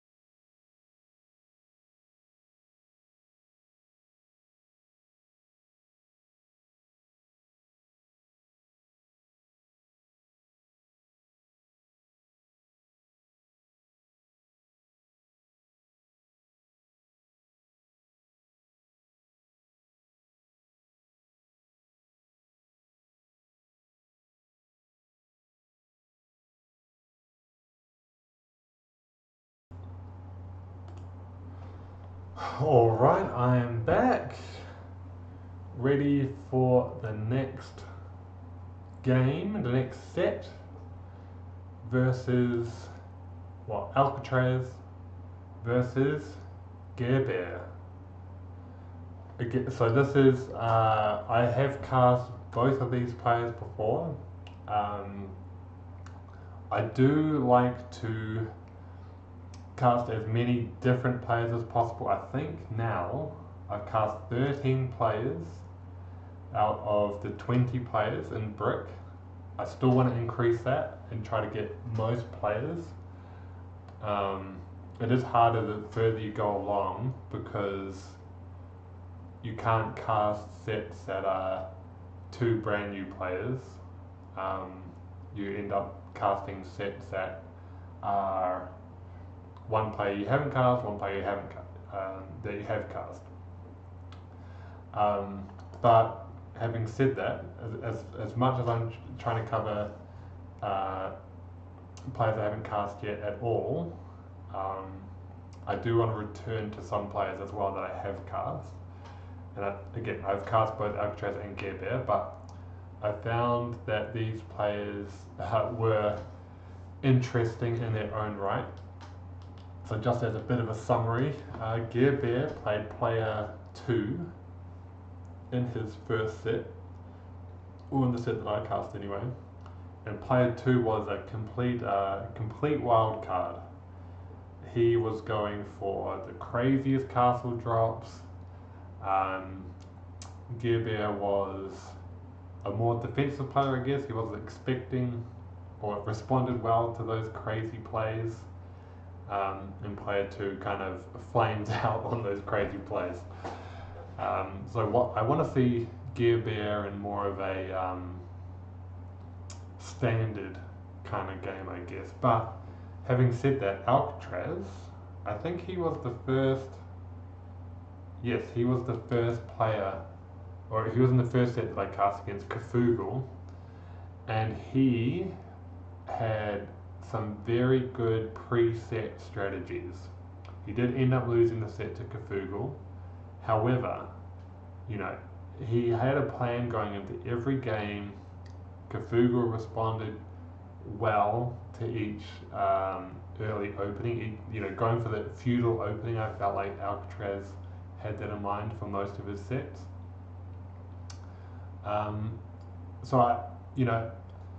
He's not as crazy as player 2, but he will ask questions of his opponent, and he will ask them early. I think he'll do it better than player 2. I'm interested to see if Garebear can do it again, if we see the same strategy from Alcatraz. We'll see if Garebear can do it again. Again, I'd like to shout out my lovely wife for helping me put together these thumbnails. It was very fun to do. We kind of came up with interesting ideas, and this was one of our favourite. Alcatraz prisoner, makes sense, right? Garebear, just whack a polar bear head on him. Why not? We got a lot of laughs from doing this. Also, these will be the thumbnails for the YouTube video, so I'll cast all of these sets up into YouTube. If you want to have another opportunity to, if you don't catch them live, you can catch them there. If you want to watch them again, you can go to the YouTube. I'll post that in the T90 Discord with the VODs there. I'm trying to cast this. I'm only casting Brick Bracket as well, so it's going to be a dedicated playlist for Brick Bracket. I'm going to cast the quarterfinals, the semi-finals, the finals. I'm about to go on holiday to New Zealand on I can't remember, mid-April or something, so it could be hard to cast the finals. I'll do my best to cast it. A bit unfortunate timing, but basically what I'm saying, I'm casting Brick. I'm going to put all in the playlist. You're going to see all the matches there. This is like my 9th set for Brick. You'll see that all there. Also, another thing to think about, there are a lot of great casters at the moment, and they're going around doing all these games. Obviously, there's such a huge amount of games, like there's so many games because there's so many players in this tournament, which is amazing, by the way. But all the games can't be cast. That's why I'm only focusing on one bracket so I can get adequately covered. But yeah, I just hope. I don't want to cast every single game. I don't have time to cast every single game either. Got a full-time job and and a family as well. But yeah, want to leave some space open for other casters as well if they want to get on the action. You know, my style might not be to everybody's liking as well, so if they want to see somebody else cast one of their games, need to keep that open for players as well. What else? Maybe that's all actually. Alcatraz and Garebear. Again, we're going to try the browser, but this doesn't really seem to be working for me. Oh, Alcatraz. Welcome, welcome. I've just put the image up again. Hope you like how I've represented you as a player. I think it's very apt. Enjoy it. Like I said, it's going to be on the YouTube VODs as well. But yeah, I can't get the browser to work, the browser capture to work. So I'm just going to go through the draft while we have this starting in the background. Not the most ideal. I will sort that out in the future to figure that out. But I'll just pause that now, put on my headset of course. And just quickly go through the draft. So we have Alcatraz go for Rocky Forest as preferred map, Fortified Clearing for Garebear as his preferred map, and then Acropolis as the admin pick. So guys, I'm expecting these games to go late. Rocky Forest could be a more active kind of game, but generally speaking, I see Acropolis and Fortified Clearing go quite late. They're not. I guess most of these games go late in terms of the map pool, but these more so than others, in my opinion. In terms of Civ picks, we're seeing Turks, which was a random pick. Maybe ran out of time there, so maybe that was just randomly picked there for Alcatraz. Let's see if it comes into play. I would love to see it come into play. That would be hilarious if you just left it to random and then it was one of your picks. That's really funny. Bulgarians is unexpected. Obviously a lower win rate Civ, but maybe there's a preset strategy built in there. Not sure. Magyars, would expect that maybe on Acropolis. Italians, maybe some kind of fast imperial strategy. This is an interesting draft by Alcatraz, and I think, like I said at the start, I saw him in an earlier set. He had a lot of preset strategies. Maybe with this lineup, he's got something in mind that's going to be a little outside the box. We'll see. We shall see. Yeah, very interesting. I'm really intrigued, really intrigued. Garebear, Persians. I'll think about that a little bit longer. Ethiopians. Malay also has a kind of a fast uptime kind of strategy with their, they take less time for them to go up. Saracens, I'm just seeing a lot of Saracens, and I think I go for Hindustanis all the time when I want to counter Civ, especially into camels. Some people go Saracens when they want to counter Civ, so maybe that's you're worried about a particular Civ, something like Magyars perhaps, you've always got Saracens then to lean on in a matchup like that. Maybe.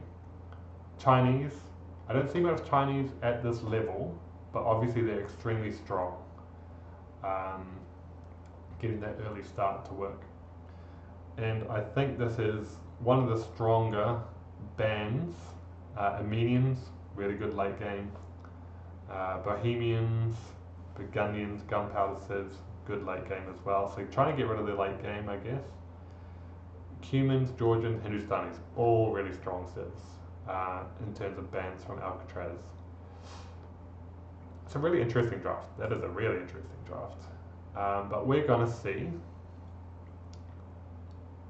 Italians on the side of Alcatraz, and I remember now Alcatraz loves the light blue. I love it when players own a colour, and Alcatraz owns, what do we call this, teal? Or, no, it's more aqua, right? Alcatraz owning the aqua, Garebear owning the red. And as we get into this map, we can see the elos from the beginning. I would say Garebear, 1385, he must have been grinding some ranked matches or something since entering this tournament and winning a lot, because that is, I would say, the highest elo that I've seen in this competition. I would see the average as kind of 1250 is what I've been seeing a lot from the players. So Alcatraz is a little bit below that, not that far below. But I would say, with that in mind, Garebear seems to be the favourite in that regard. I am one to love an underdog story, so I'm going to say it now. I'm kind of rooting for Alcatraz to pull something off. Again, he has the early strategies. That's what I saw last time. Let's see if he can pull it off. But on the side of Garebear, sometimes you go through a bit of a lucky streak, right? And pick up like 4 wins in a row. That kind of inflates the elo a bit. So it could be a factor of that. Maybe he's just that good. We shall see. Of course, on Acropolis you have fish in the middle, but like I've been saying, it is not that much fish, guys. It's 450 fish. You know, there is the shore fish, which is much more, but the slower collection rate, is it that worth it? Probably not. We're going to see this villager come over here to dock early from Garebear. And we see a villager on the side of Alcatraz come over. So we're going to see a dock on each side. Now, like I've been saying with the pro stuff, and I'll remind you once again, this is not a pro game. One player will, you'll go to the fish, you'll see if the other player is also going to fish, but whoever gets to the fire galley first, you should be quite willing to sacrifice this, because you're not gaining that much long term anyway. You might be gaining something short term. This gives a good short term boost to the economy. But I would not be focusing on this long term at all. A lot of dead cows. It's a massacre. This is the slaughterhouse, guys.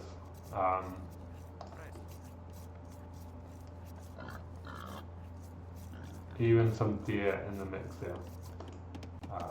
I just think I always look at that because I just think it's funny. I just think it's funny whenever I see all the dead animals. You don't see more.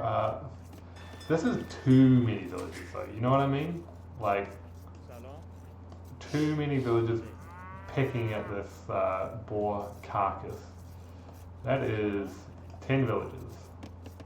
I guess it's really fast food collection, so maybe it's the efficiency play. This is very neatly organized house row. Going for the lumber camp down the bottom. What about the map? What about the map of these players? I'm seeing on both sides that there is an elevated hill with no resources, other than wood, that is. So on this side of the hill is nothing. Same for Alcatraz. On this side of the hill, there's nothing. Alcatraz kind of has a bigger hill with nothing though, you know what I mean? And this would concern me if I was Alcatraz. Because if you can deny this area, especially when the other gold that you have is behind this gold, that could be a source of weakness. I do love this gold down here though, if he does get control of the water. But control of water is 100% determined by who gets on the feudal first. Alcatraz finishing that fish, goes to that fish, sees the stock. That food is going to be gone. So there's a lot of investment on water, by the way. I kind of expect like 2 fishing ships, maybe 3. I mean, we see 3 from the side of Garebear. But all of that fish is gone, and we're on to shorefish now. But got the fire gully there. We're going to see the double dock, guys. Alcatraz wants this water. They have no food in it. But, you know, there is the option of fish traps, of course. There is shorefish that you can still go for. I don't hate it, but at the same time, it's not something that I've seen all that often, especially when your fish could be going down, although, is this even firing at this point? Yes, it is. But there's that funny interaction where if you are behind the dock, it doesn't hit. This fire ship should crawl. He's going for the demolition rush, so he's going to do the combo. This villager is frantically trying to repair fishing boats. Demolition, and then into the fire ship. There's no follow-up to this though, but this is excellent work. We don't see the follow-up fire ship from Garebear because he thought 2 fire ships would be enough. It was not.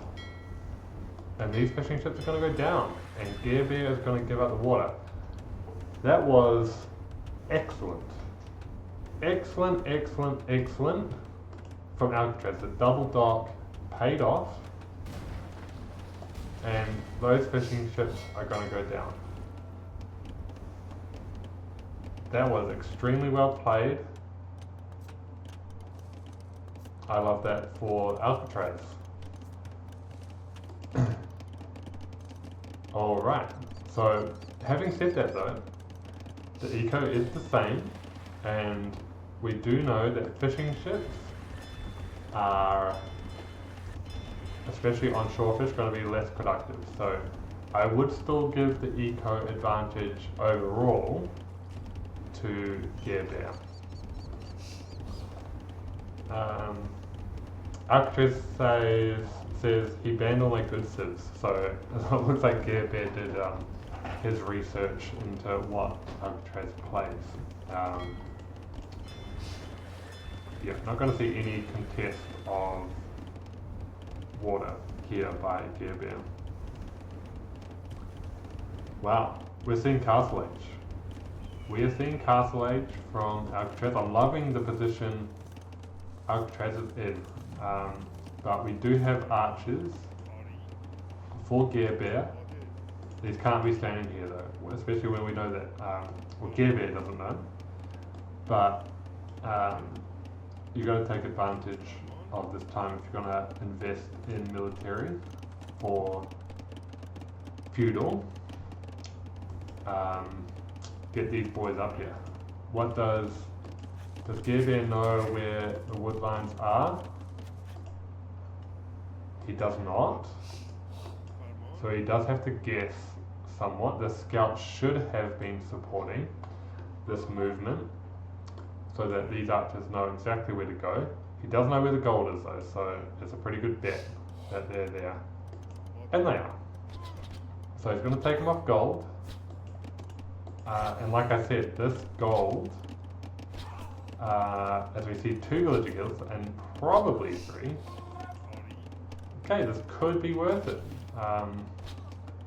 4 villager kills. These archers do have fletching as well. Interesting, I feel as though I wasn't sure if that was going to be worth it or not. I think it was worth it, even with the delayed uptime. Castle Age, of course, you do have less villagers available because you're wasting all that time on Castle Age initially. And of course with the dead villagers as well.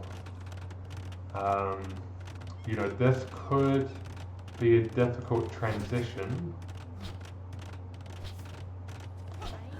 As we see dead villagers there, this is going to go up, and these archers, if they hang around too much, are going to try and get another villager off. He does, but we're going to see some villagers get taken out here. But, you know, that was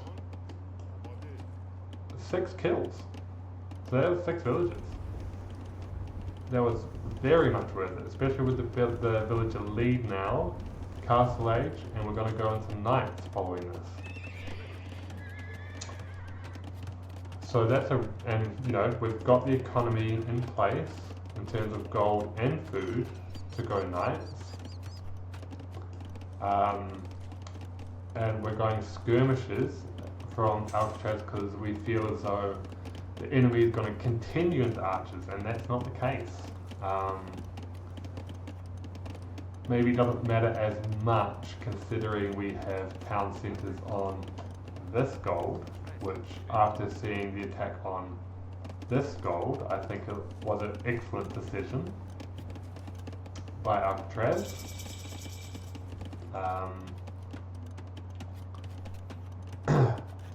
We don't necessarily see the economy for Garebear to immediately go into more town centres, although we do see one.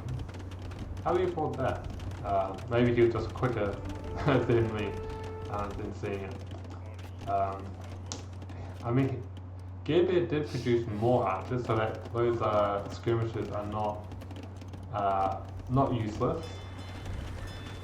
I did forget the Persians. Don't the Persians have absurdly strong docks? This dock isn't even halfway dead. And that fireship has been firing for some time. I'll be keeping these knights hidden for now. I think this is an excellent TC to protect this gold. So Alacatraz is really thinking well here strategically, because long-term gold would be an issue if this was gone, because this would also be blocked, and then you're just left with this, and then maybe that elite skirmisher coming out, and he's going to see those knights, and at that point I would start saying,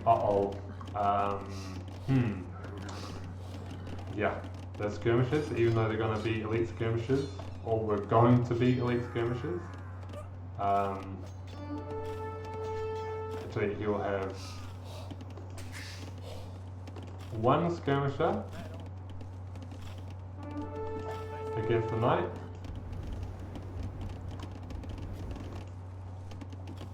Sees the extra TCs. Good garrisoning. But you gotta like Garebear's position here. You do, because especially with the expansion of the economy outward. This isn't great TC locations though, especially this one. Got no stone or gold next to it. This one has stone, but we only see one gold being utilized here. This one's in a kind of awkward spot as well. So that is something to keep an eye on, for sure. We're going to see villages go down.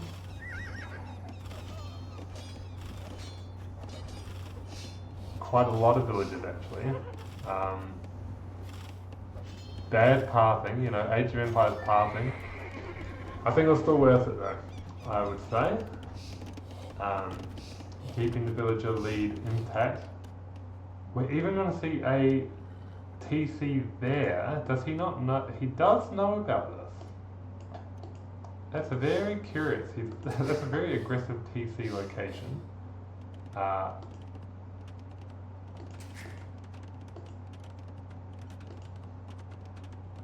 I guess use the enemy's resources instead of your own, and then they won't be able to come back, perhaps. But yeah, this is a very hemmed-in position from Alacatraz now. These archers just sitting here. I don't think there's any plans to upgrade these. They're just kind of a distraction.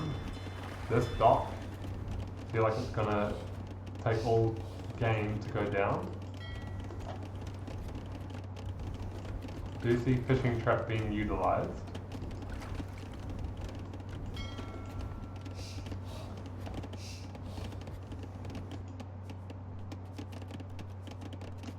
And we're going counter units here for Alacatraz, and these skirmishers are going to clean up this archer mess. And I believe they will. We'll just chase them around at least. Keep them honest. Well, we're going to handcart now as well for Garebear, and you know, we've got bow saw for Garebear as well, so he does have the economy upgrade advantage too. But these archers are going to go down. I think they've run their course in terms of usefulness as well. And how I feel about this castle. I just don't know if it achieves much. I would probably prefer it here, because it does some job protecting long-term gold. But you know, I get it, in front of your base. Logical, seems to be a logical spot, but I'll be thinking about resources long term, or even potentially aggressively, but I don't know if Alacatraz knows about the TC here. He does not. And got to go into Genoese crossbowmen. Okay, so actually this does make a little more sense now.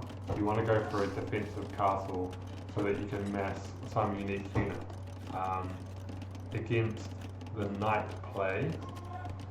But it does leave you open to this, of course, which is a aggressive castle of its own by Garebear. And again, I'll be saying uh-oh if I saw this, because I feel like there's nothing you can do to stop this.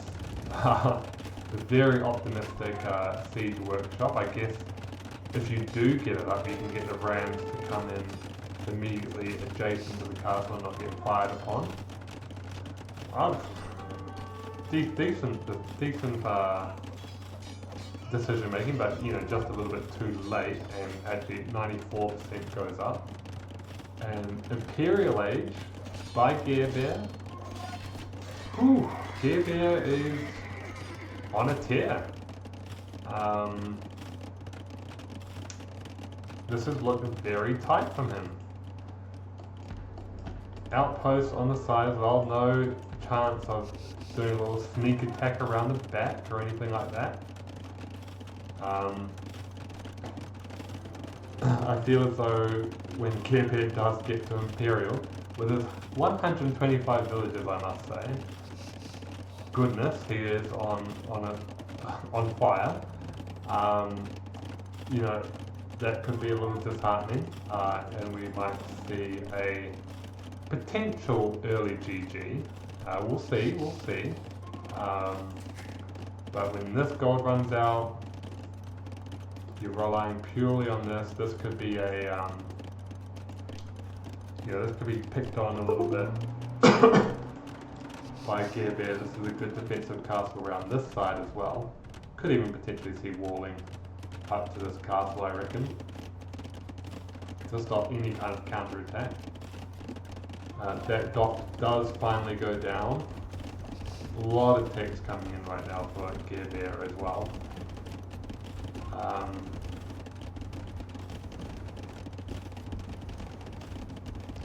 Yeah, this will be very hard to come back from. But Genoese crossbowmen, great against knights of course, against a knight civ.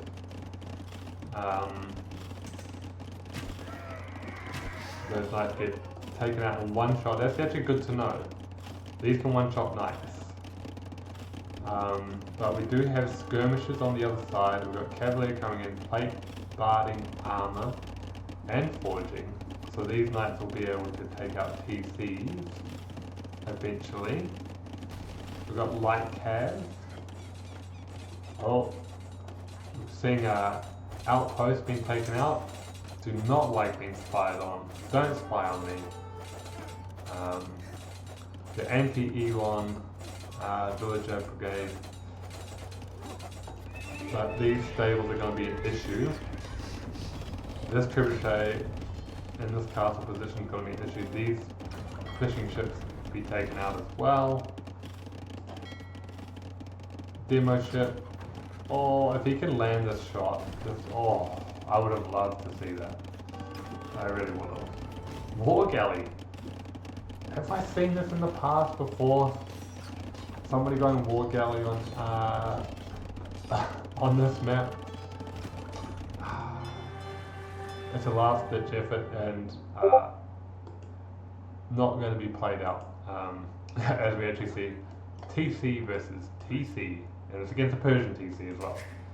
So that Italian TC will be like flimsy cardboard considering that's Persian TC. Wow, I think Garebear was absolutely insane in that game with his economy, his game plan approach.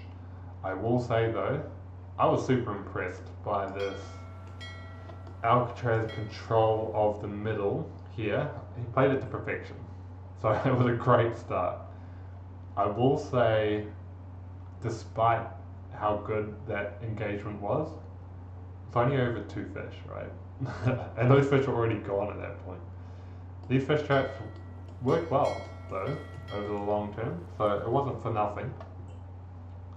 But yeah, great game from Garebear and some solid play there for Alcatraz as well. Yeah, very interesting, very interesting. Okay, we're going to see Rocky Forest Bulgarians for Alcatraz. I can't wait for this. Cannot wait for this because I think Bulgarians lend themselves to interesting opening strategies. Let me just see the chat here from Alcatraz. Yes, I'm impressed with Garebear collected res. Yes, I didn't point it out, but I did glance at it and it was off the chart. Bad economy. I mean, it wasn't that bad, but Garebear was just absolutely killing it on the micro. So, like I said, and I don't mean any disrespect, I would say that you're the underdog here, Alcatraz, based on ELO alone. So, I think you played pretty admirably in that game, especially with the early engagement. And like I said, I love Bulgarians as a civ. I think they're an amazing civ. But they're also a really low win rate civ. So I think I want to see this work. I really want to see this work. Because I think it's a men-at-arms opening. Bulgarians get the men-at-arms upgrade for free as soon as they enter feudal. So if you can execute that opening strategy where you build the Dark Age barracks, build some militia, go up to feudal, they walk across the map, and then as soon as they get here, they automatically upgrade to men-at-arms. I think there's a chance here for a really good opening strategy. And hang on, I've seen somebody do this before, and it might have been you. It might have been you. I don't think it was from Bulgarians though.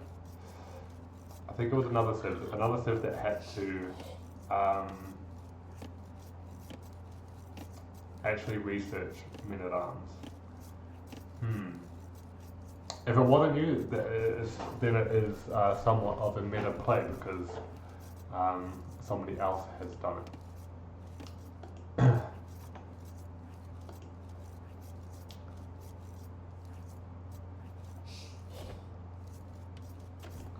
Alacatraz said he had the bad luck on getting the high elo streak before the tournament, so when he went to placing, he was 1250, got put in this bracket.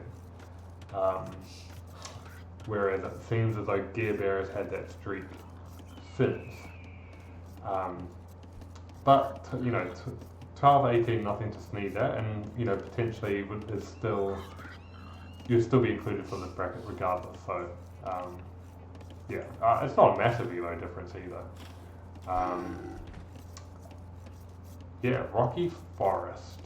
I should talk about the Saracens as well, but if I'm being honest, I find Saracens to be a really boring civ. I really do. Maybe I should have a quick look at their bonuses, see if anything can inspire me here, but you know, a market bonus doesn't excite me. I know it's a good bonus, but just doesn't excite me. Bulgarians excite me. Let's have a quick look as we just go through a opening on Rocky Clearing. Is it Rocky Clearing? Rocky Forest. You know, usually plays pretty slow. So civilization bonus, you got the market bonus, markets cost less. Oh, yeah, markets only cost 75 wood. Galleys attack 25% faster. Camel units have 25% hit points. Foot archers have a bonus against buildings. I gotta be honest, guys. Those are really boring. Boring bonuses.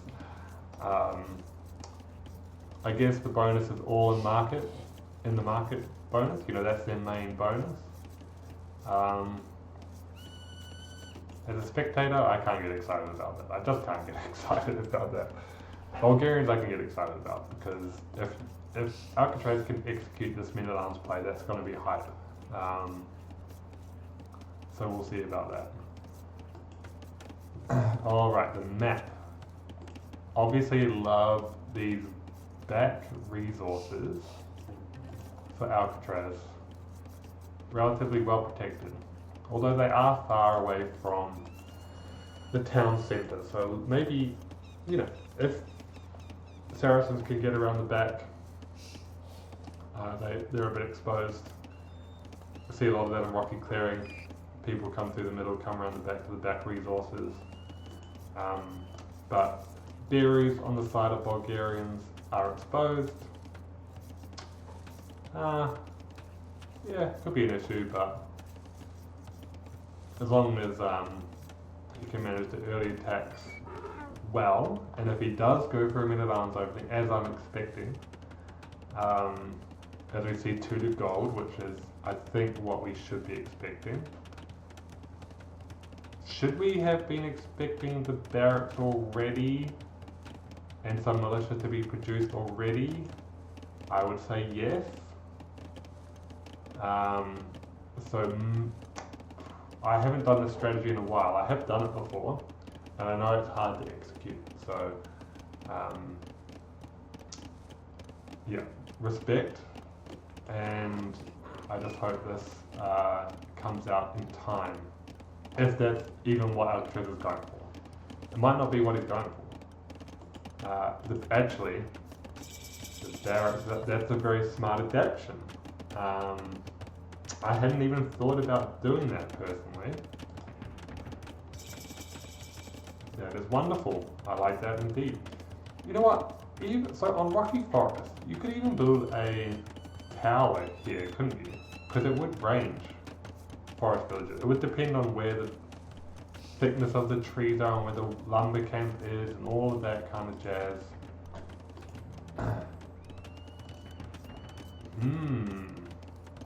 Men-at-arms are coming. Men-at-arms are coming, followed by the archery range. So you get the skirmishers out with the men-at-arms. Need to see another one produced.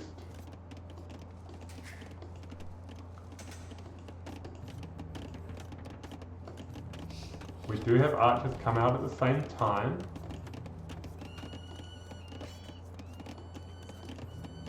There was going to be a watchtower of some sort there, which is interesting. Skirmishers are coming out. I'm loving this from Alcatraz.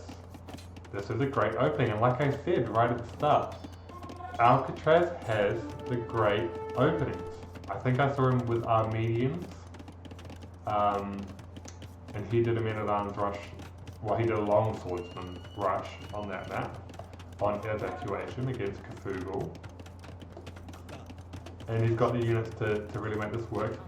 A tower is going up in response to forcing the enemy to waste resources here on some defenses. This scout is looking for this villager though, I feel.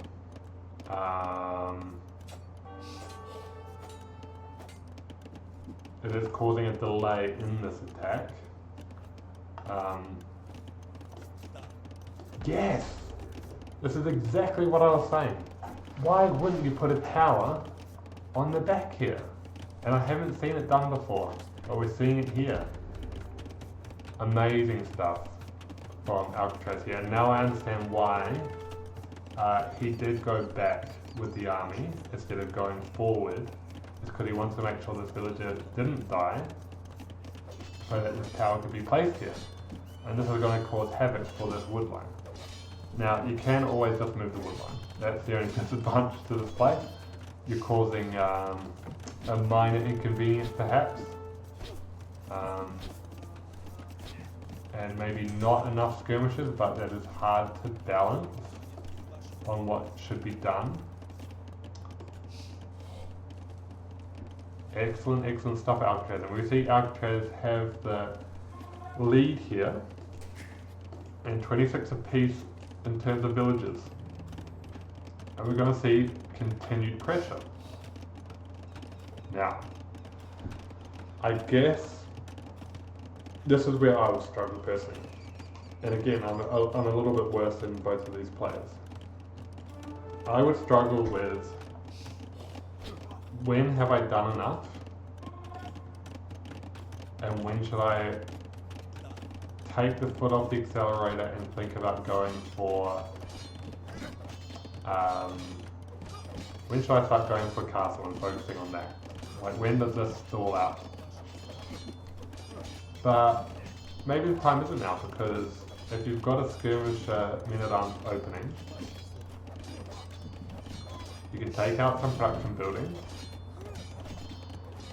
where the enemy is focusing. We're seeing potentially a counter-attack on the other side, which I think is the right play there for Garebear. We're seeing a repair on the archery range, so that is going to be a bit of a resource sink for Garebear, but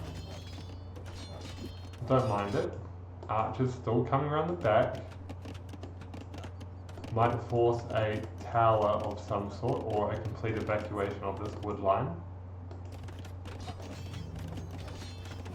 I do like that this is causing Garebear to utilize resources in an inefficient way.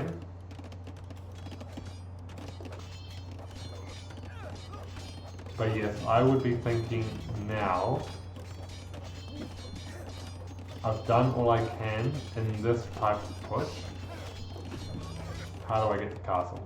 And actually we see skirmishes on the back.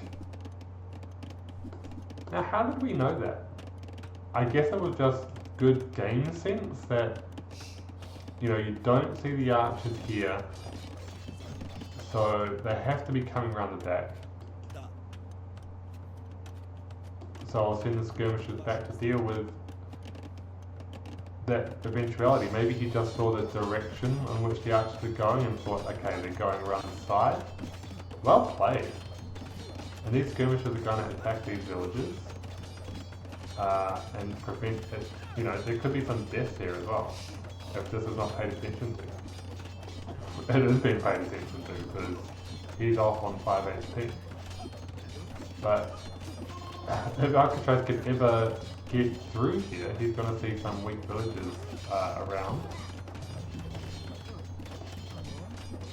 And that villager dies, so he can't pay attention to absolutely everything. But Garebear, I think this is working for him in the sense that it's staving off this attack,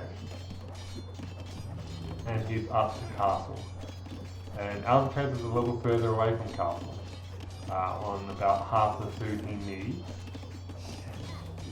He does have, you know, when he gets to castle and these archers do go up, he'll be crossbowmen against,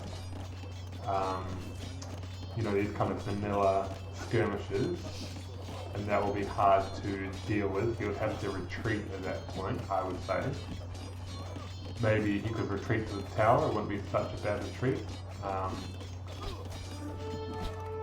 I would not be coming in here if I was Garebear, to be honest. Even if he does get the clearer, I guess he wants to keep this alive as the rationale.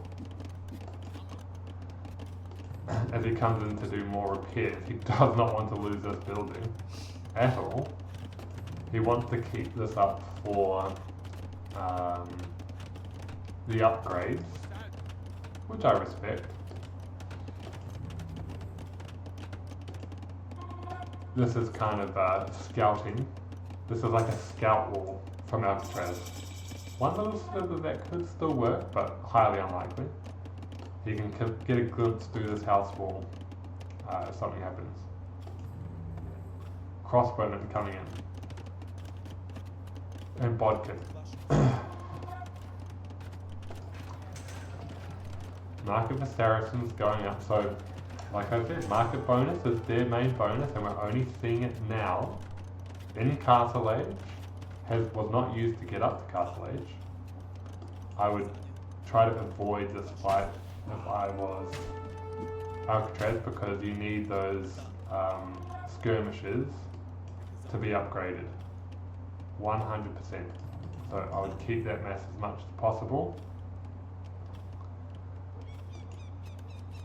But Alacatraz is still in the lead in terms of villages, so I'm really liking his position.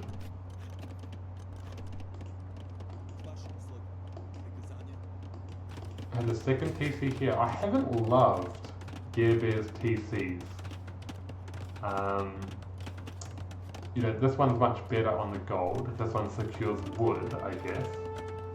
I guess where else would I have taken it? I'm not sure, because we've got a knight on the field, and we've got longswordsmen. Oh, because he got the upgrade immediately. So you get that immediately. And wow, we're seeing a lot of upgrades all at once. Skirmishes. Bodkin, Arson, so he might stick with the long swords play, getting some eco upgrades. And this is a really close match, guys. I like this TC, it's on stone, it's on some berries. You know, I guess as well, this woodline is very thin. So it's not the woodline I would have preferred to put a TC on. This is a, you know, again, this woodline is also thin, but there's gold here, so I think this TC here would be a good option later down the line. Here we see Crepost. Completely forgot about the Crepost, guys. Crepost is an amazing building to take the centre. Less stone, has great kind of zoning out potential, like a castle, but it's not a castle. Didn't think about that as Bulgarians. That is a great play. You know, now with this army, I hope that we see like a crepost here. With Bodkin can range potentially some villages on the edge of this gold, I don't know. Ranges can be an interesting thing. Again, I've turned them off in this game for some unknown reason. Walls, you still can't wall the whole thing. You might be able to put some spearmen there or something. Another knight down, this one was nearly dead. So we haven't seen the knights be that effective yet. Siege Workshop, okay. Loving this. Again, I might have preferred another crepost. I might have even preferred this crepost to be up here. But Siege Workshop and then a crepost after that perhaps. As I'll just plug my phone in. This is wonderful stuff from Alacatraz, and even mixing in the unique unit from Bulgarians as well, which is called a Conic. Excuse my bad memory. And that Siege Workshop is not even going to go up. Might see Rams or even a Mangonel. And Conic's on the back. I think Alacatraz might win this. This is excellent stuff. Lumber camp, you don't want those villagers to be idle. Keep them working. I remember that from the last game. No work inefficiencies. Keep them working. There is a siege workshop here that is also going to go down. So whatever Garebear was thinking in terms of a counter, as we see some great hits. I missed one of those hits actually, but great hits from the Mangonel. Popping in and out of the TC. We're going to see this town centre try to be taken down by that army. We might see the swordsman focused down, I believe. If, yes, Garebear is paying attention to that. Obviously skirmishers alone won't be able to deal with that.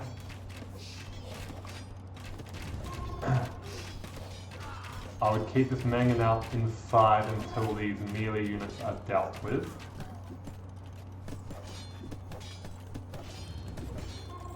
Yes, well done indeed. Feels like the threat is gone though, and there's going to be more pressure on this TC. Very well done. Only 2 TCs back here, but I understand because, you know, you've got a lot of resources being invested up front. Alcatraz does have enough for a castle. We should see some villages come forward soon.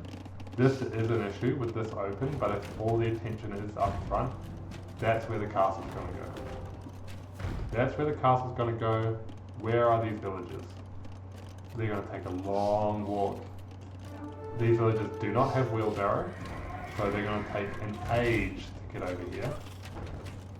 So that could have been perhaps refined a little bit. If he can get this up though, that is a great castle position. The knights come out. That is unfortunate, but we do see, I think pikeman was researched, right? Was that correct?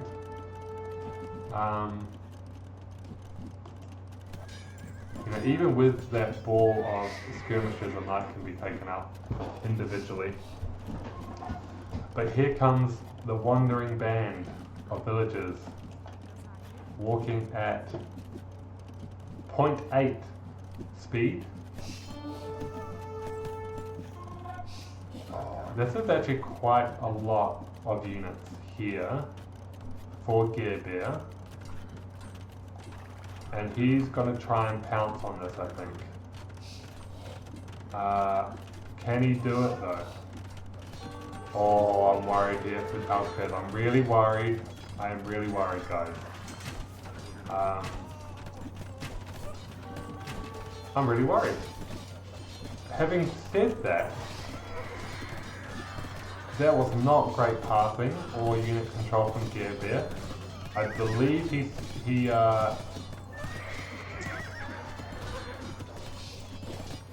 he might have slipped up there.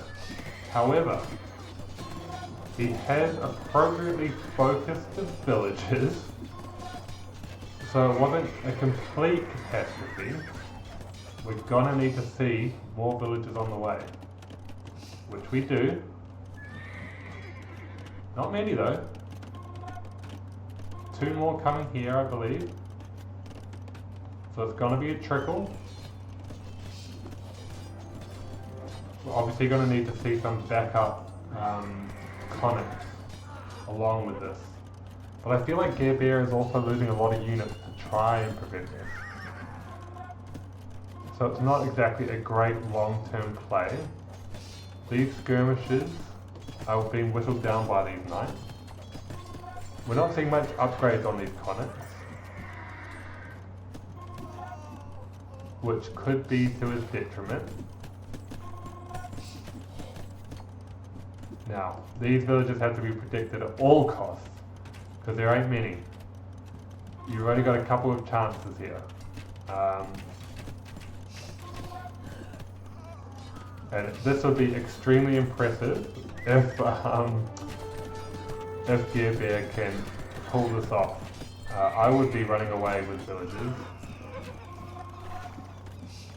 But having said that, it's almost like a bait, right? Like,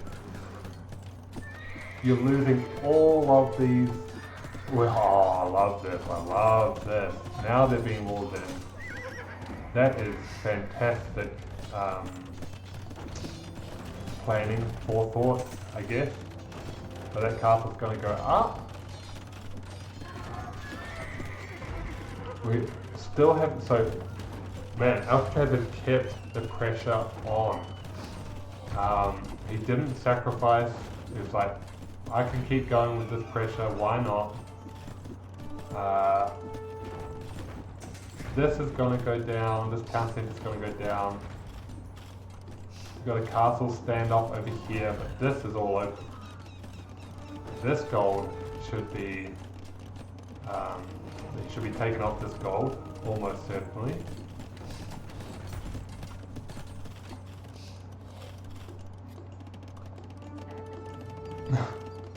We see a menacing bear chase Garebear. You would think that the bears would be on side for Garebear, but they are not. Stirrups, so these conics are going to be even harder to deal with. If you can get to late game with Bulgarians, that's tough. But Alacatraz has no idea that this is going on back here. Imperial's going to come out for Garebear first though, so that will be an issue, almost certainly, and we're not seeing necessarily the eco damage onslaught.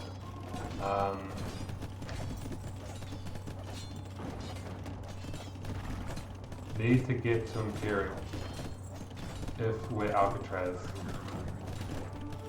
You know, we're chasing around knights. Need to take them off gold.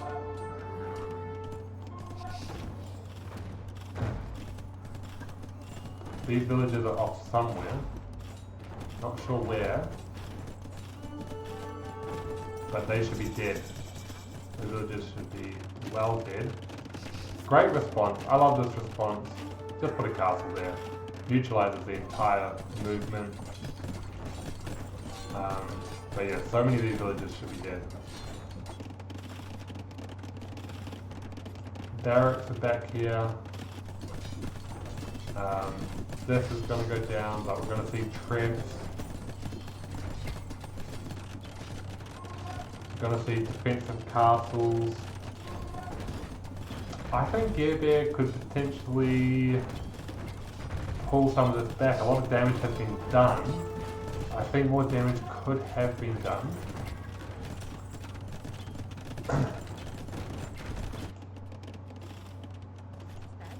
Villagers are just sitting in the base, not knowing what to do. Not joining the other side, but you know, just living, cohabitating, I think the word would be.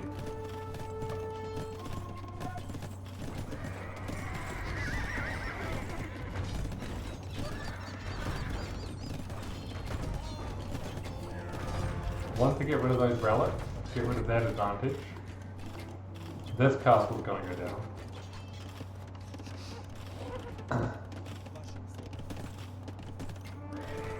Imperial coming up.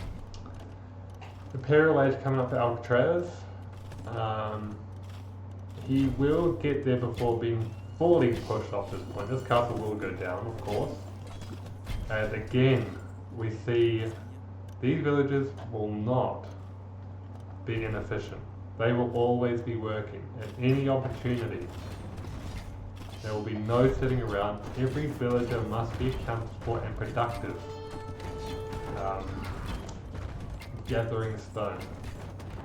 These villagers must have died at some point.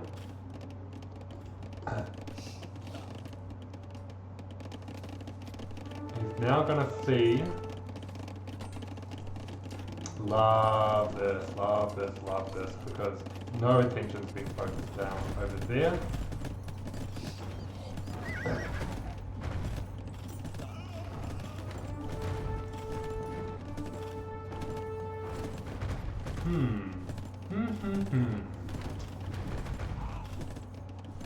Garebear wants to get to camels, it would seem. Mamelukes, even. Not bad, not bad. Mamelukes do not take skirmisher damage anymore, I believe.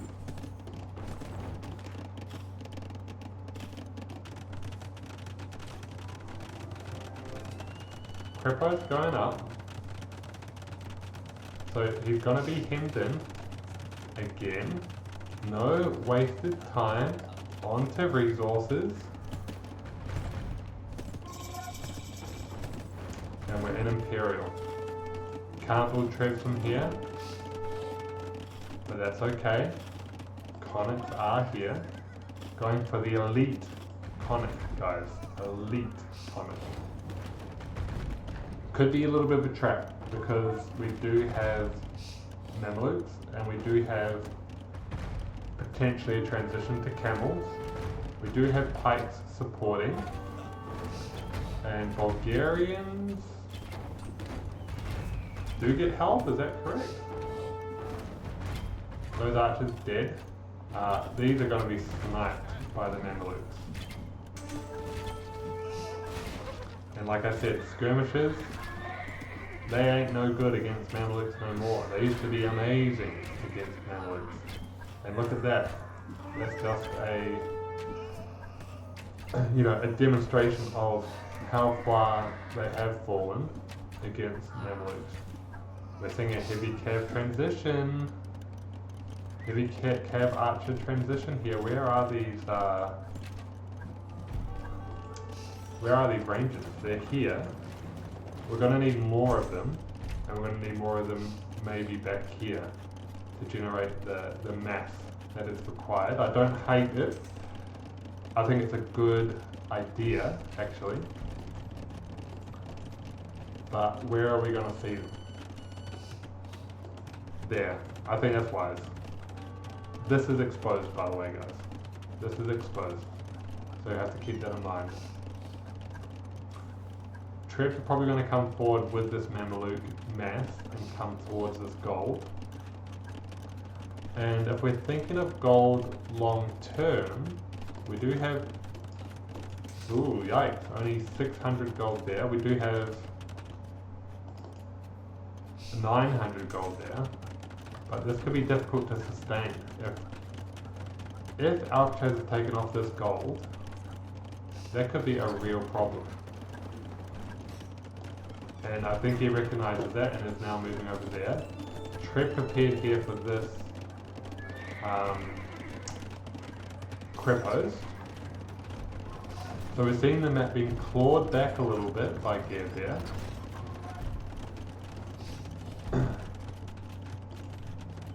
Heavy Cav Archer, we're seeing 2 on the field now. We've got ballistics, we have bracer. So all the upgrades are there, we just need to get the number. He's producing a lot.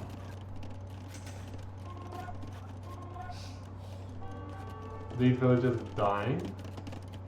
I'm worried about the gold, guys. But he does know this. He does know this.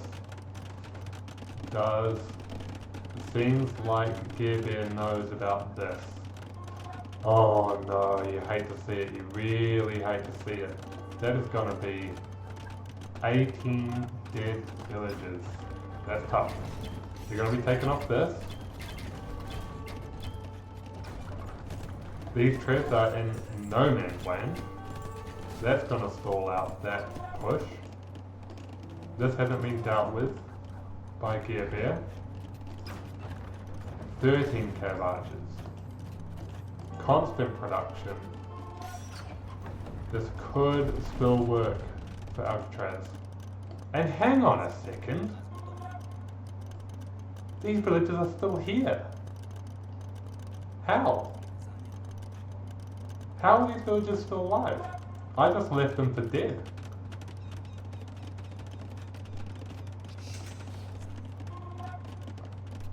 That is mind-blowing to me.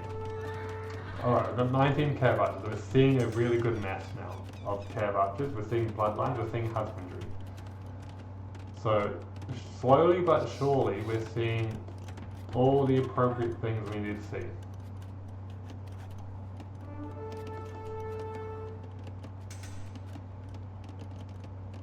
I still don't know how this is going to play out, and this is still super exposed.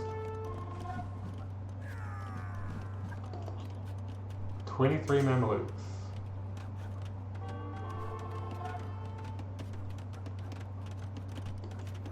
Two-handed swordsman.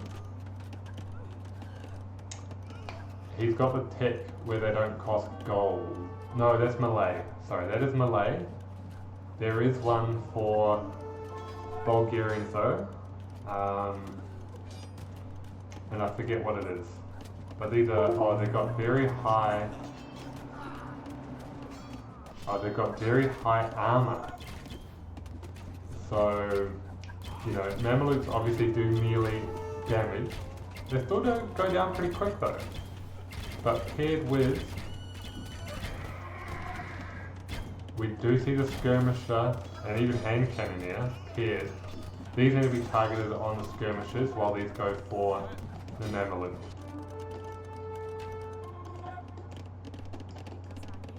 This still hasn't been dealt with by Garebear. Attention is obviously elsewhere. These Cav Archers need to get onto the correct units, and these swordsmen need to get onto the skirmishers. Obviously very hard to do in practice.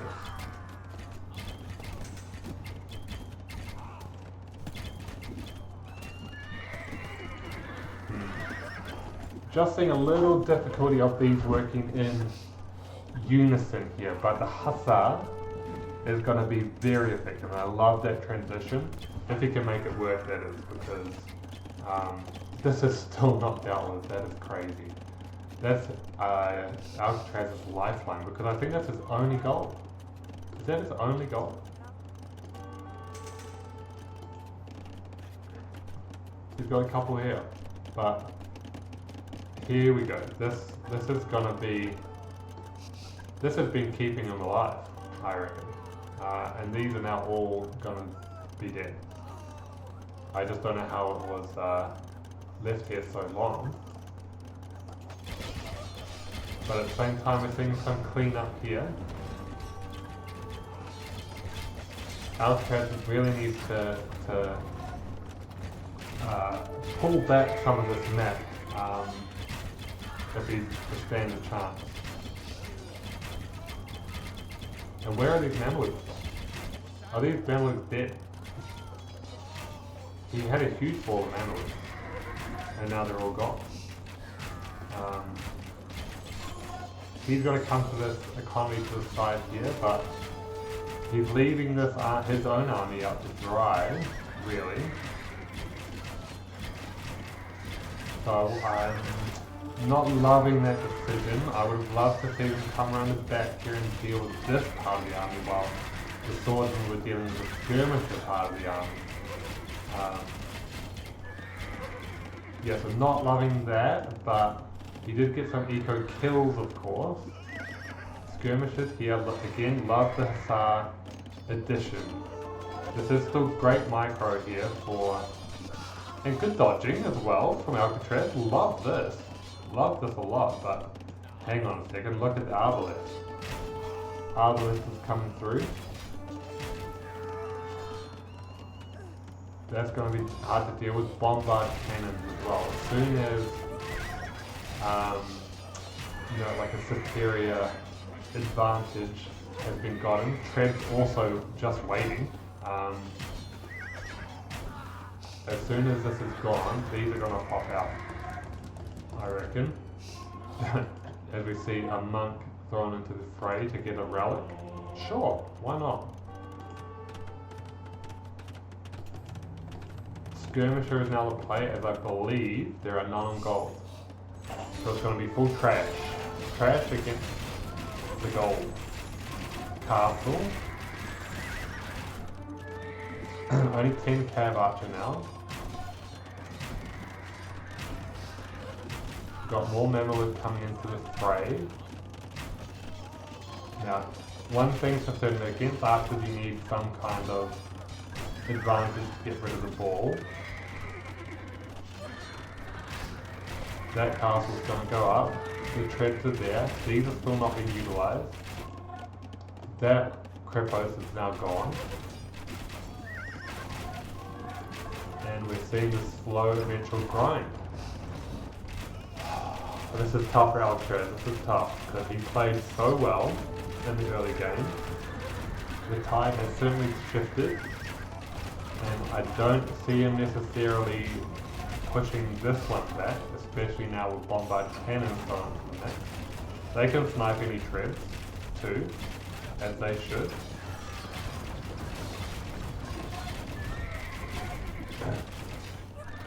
Although, Garebear has to be careful here.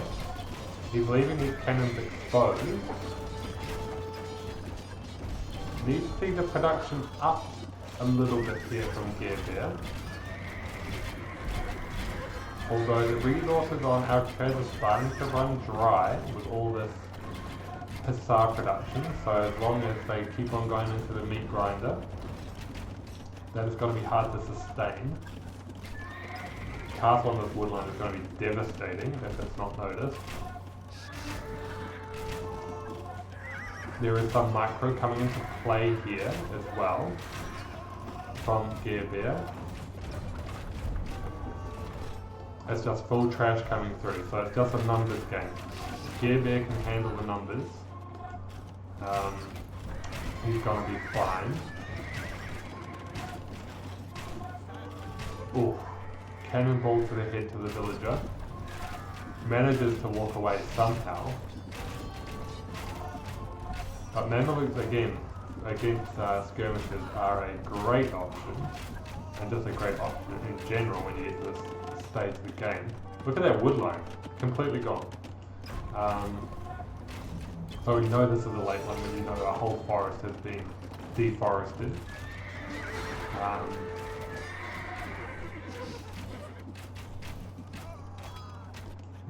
And obviously attention is elsewhere when woodcutters are walking this far, and again, these do not have wheelbarrow.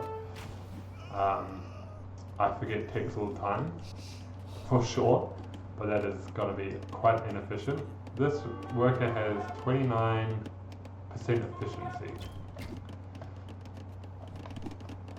We're seeing Mameluke run back. And, you know, if they can crush economy here.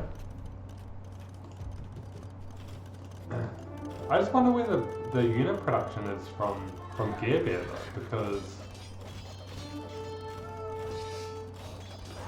at this stage of the game you should just be crushing it. Got the resources for it. This is a very effective raid though. And will hurt long term Alacatraz. This castle should still go up, it's only skirmishes guys.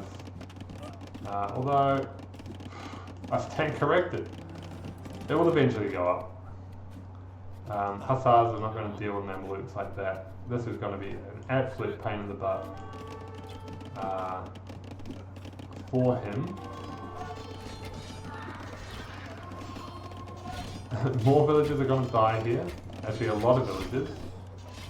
Again, I just don't know where's the military. We've got all this map control, but we've failed to build up any military advantage.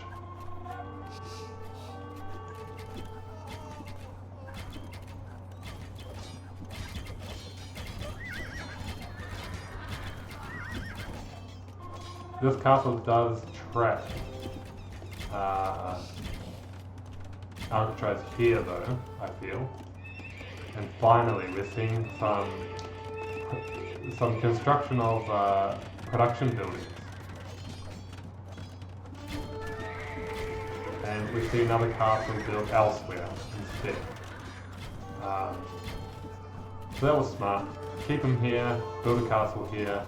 This castle's nearly up anyway, it's going to get up. These are going to come over. Again, efficiency not an issue for Garebear as it is for Alacatraz, but that's fine. This is going to be a bloodbath if this isn't responded to. Oh man, I just feel bad for Alacatraz though, because he's played this so well.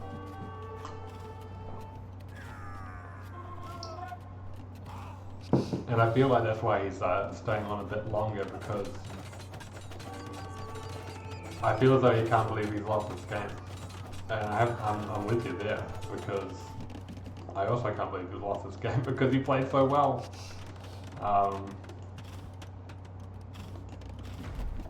There is a trip here. Trip in a pretty good spot as well behind that military. But I am expecting a choke out in terms of resources. There's no gold, which is a problem. And that trip actually goes down. That's like a Saving Private Ryan, you know, send your crack crew to do an objective. Wow. What a showing from Garebear, though. To come back from that was crazy. You know, Alacatraz sticking at that 37, Garebear, sorry, raising up to 47 APM.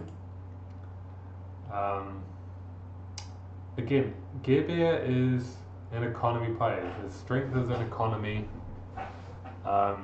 He was slowed down this early game, but it was equal, you know, through all of this. And then it must have been here that this was dealt with to some extent. You know, it wasn't dealt with for a long time, but it must be here where that early rush was finally dealt with and the economy just goes into full flight again.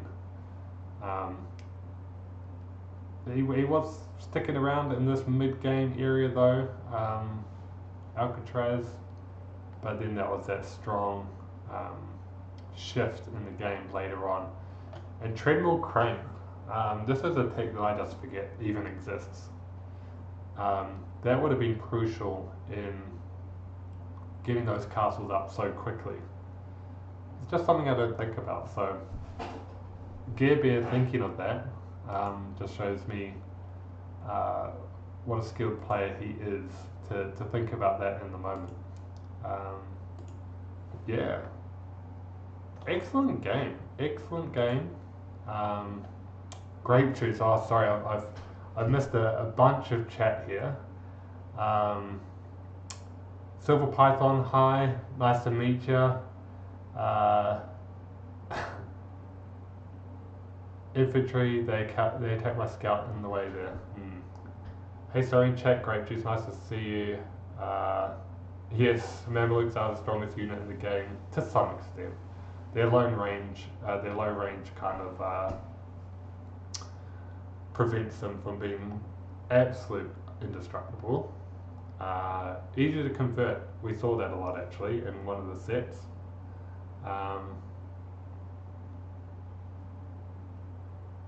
Alcatraz, if protected, I was thinking going with +5 armored infantry.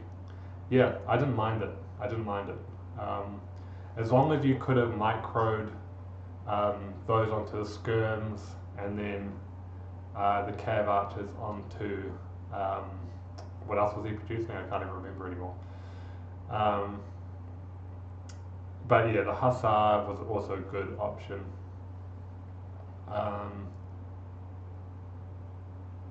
Mamluk's too tanky, yeah.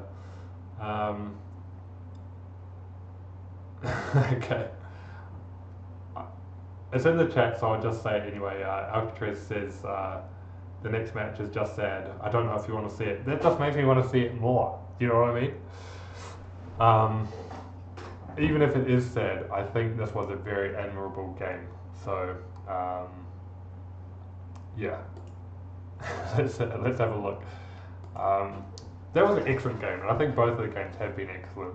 But that match in particular, I think, really showed off his skill there. So here we go, fortified clearing. Now remember when I said in the draft, Turks was a random pick. Okay? I think that's what that said in the draft. So either you timed out in the draft, or you clicked random on purpose and you got Turks, which are a perfect civ for fortified clearing, if I'm being honest. So it'll be interesting. So Garebear and Malay. So Grape Juice. Let's see if he executes his strategy well, because I know that you succeed in this strategy very well. But Alacatraz, what is his best bet for picking up a win here? I think it's Fast Imperial. We just seen Turks in the previous set on this very map. Who am I thinking of actually? It was Witty Matty. And he went Turks, went full Janissary, Rams in the Castle Age, didn't go for a Fast Imperial. Just stuck in Castle Age and won it there. So we'll see what Alcatraz does here on the Turks. Malay though is so strong on this map. Malay is so strong on this map. As Grape Juice just says everything, the strongest civ on this map, I think.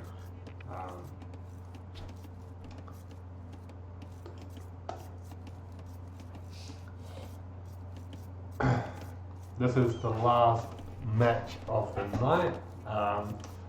We're very happy with these sets, guys. Like, Brick Bracket, it just delivers over and over again. It really does. And I just want to take a moment to shout out these players. Like I said, I've covered Garebear before, I've covered Alacatraz before, but these players putting in the work, taking these games really seriously, putting on a good show.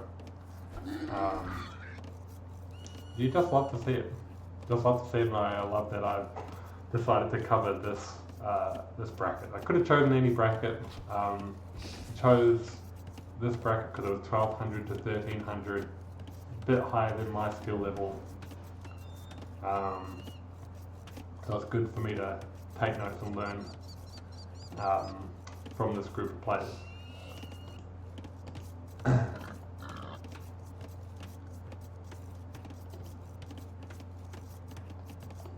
Alright. Fortified clearing is something I need to learn as well, because I suck at closed maps.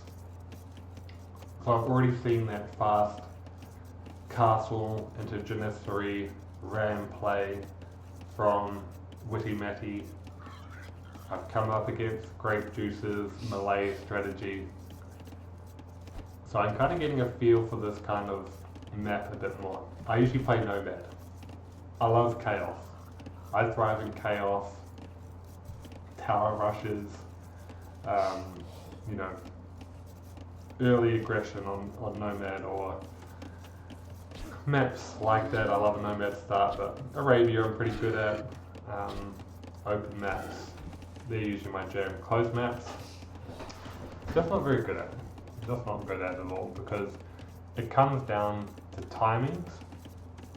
It comes down to the minute details, your ability to execute a strategy time and time again, the same way, with no mistakes. That's just not me. That's just not me at all. And this is the first time I've seen this. And it's been spotted. It has been spotted. There is a bear here as well. He's gonna try and wall it in. Very well played. But the bear is gonna attack. Oh no, this is tragic. This is just tragic. Guys. Oh, he walls out the bear. Villager lives on 2 health points. This has been walled out on the other side by Garebear. So it has been seen, it has been thwarted. But I would say, what a save. What a save indeed. This bear is going to be taken out.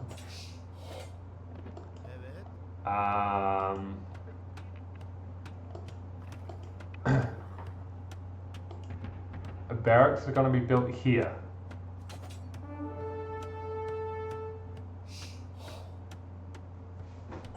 Okay. Ooh.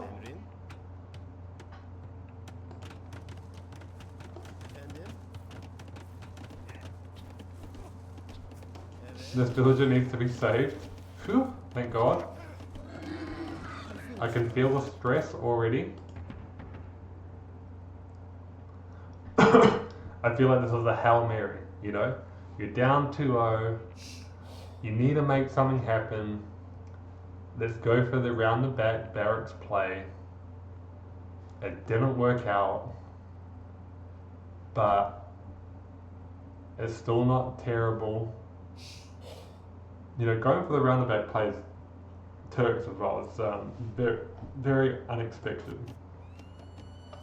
Garebear might be a little bit spooked by this now though, and decides to wall the other side as well.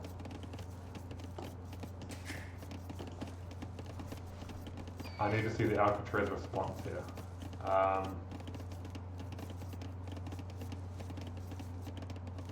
Fast castle and spam, like Kaz.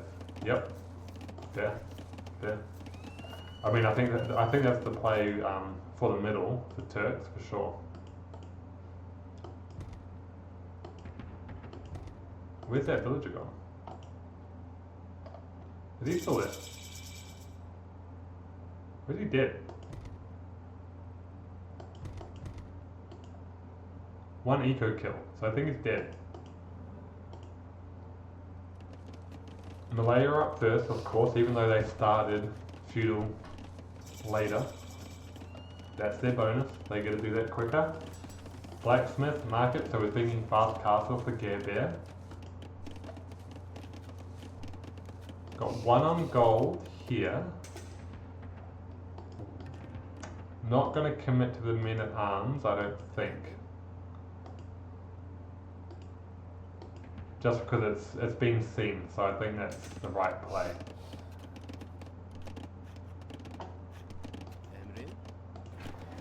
Gonna go market, blacksmith. on the Turk side as well to go fast castle, which again I'm in support of on this map, especially since this hasn't worked out.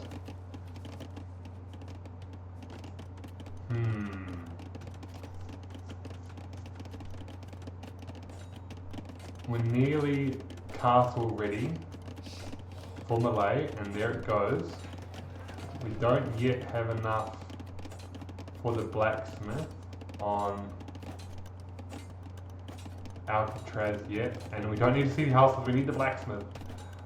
Well, I guess we're trying to wall out any potential movement, so this lone scout is working well, but there we go. Actually, we must have the blacksmith elsewhere. Do we? Stable. Sorry, there's the stable. I was looking for the blacksmith. But we're ready to go up to castle, which we'll go up to. Malay, flying to castle. Absolutely broken that that bonus. But we shouldn't be too far behind on Alacatraz. Now, should we be seeing some on stone? If you're going for the light cav and the monks, I think this is fine. But you will have to go, I think that's the combo. I don't know if you can go straight light cav, unless you're going for the monk play, and then a defensive castle, perhaps. Because I think as Malay, you might be expecting castles to drop on your face. And maybe this is what this TC is about. In terms of resources, gold is on the outside here for Garebear. Also gold on the outside here, but it's still open. We'll see how we decide to play that. Another stable, first armor and scouts. So I don't know. Light cav come in immediately, so that's a good advantage here. Got the hill bonus in play, so this will be close even though it's scout on light cav. But the light cav does win. Haven't seen a second TC yet, so we might see the eco run out of control unless we see some TCs soon. We don't necessarily have the resources for it though. We're seeing a lot of stables, guys. I just don't know if you're able to do damage, especially if we're expecting 3 TCs. Like if he's expecting 3 TCs, which you probably should be,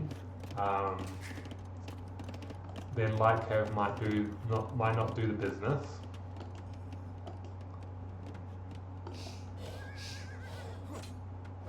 He gets a free relic there, so that's unlucky. Light cav on the side. I think Garebear is just going to fly with this economy. That's my concern, while Alacatraz is in light cav production mode. You know, it's only food, so it's quite a lot of food to get this going. This TC, yeah, it's fine. I think I'd like to see other resource secured, or like, you know, here would be good. We've already got enough resource saturation on there.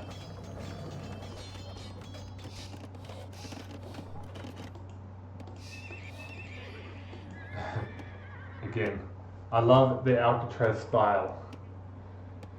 You get villagers to go places. Let's find some nearby resources to get them going. I see you commit to this more than any other player, I feel. Obviously it's something good to do, but without fail, it is there. And I just don't see these light cavs ever getting in. The barracks is coming out here. So that's actually the first production building, I think. Like unit production building from Garebear, and he might consider pikes, I think. This TC goes up, but we're looking at a very heavy villager disadvantage. So this will be hard to come back from, especially with these units not recouping their value yet. I think Garebear is going to fly here, absolutely fly. We see him work towards that castle as well. And we've got 29 farms. 29 farms, guys, that's crazy.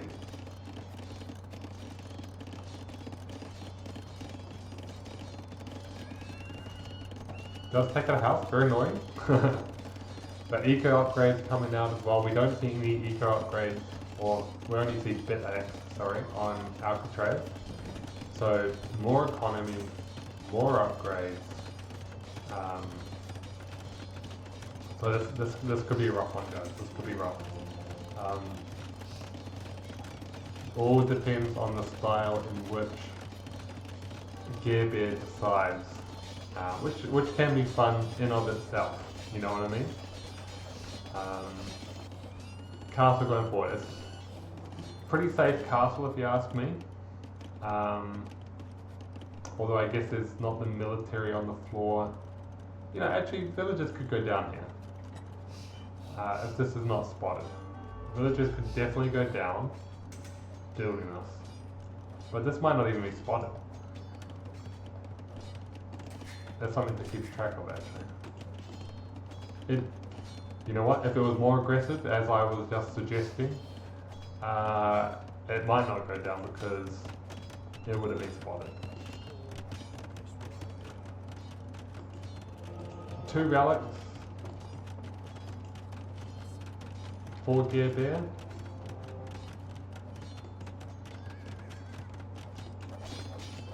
And the eventual stone wall coming in.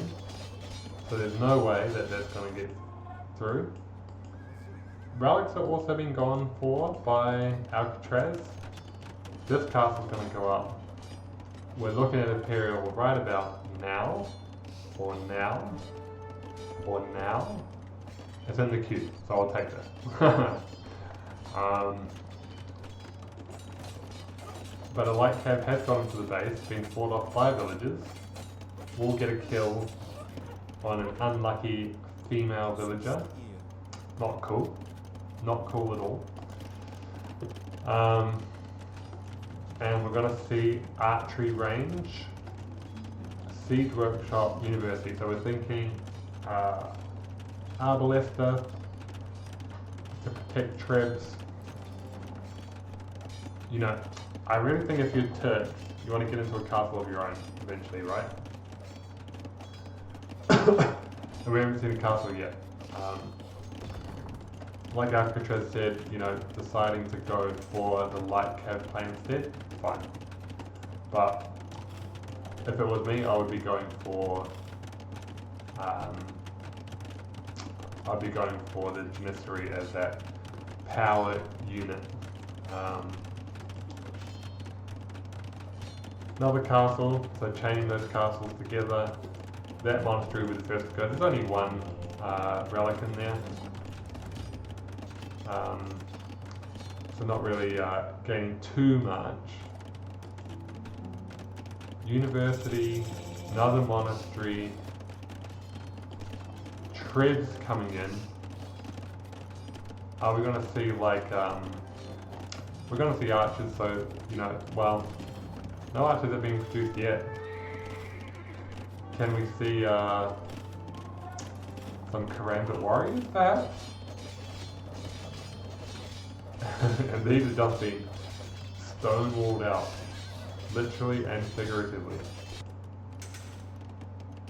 Troops in. Gonna go for that monastery, I believe. Or is it gonna go for the wall? No, the monastery. Relic being taken out. So that is being thought of. So guys, this is high skill. Like high skill compared to me. This is Do I even know how to eject a relic? I don't think I do. Maybe I can figure it out in a moment, but yeah, not really. This is stuff that, again, I would have trouble thinking of or executing, one or the other. This town centre is going to go down 100%. Going to see archery rangers on the side of Alacatraz, and he's trying to go into a skirmisher counter.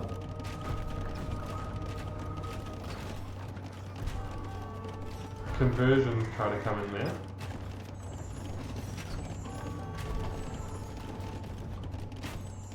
Arbalesta is in, and GG is called.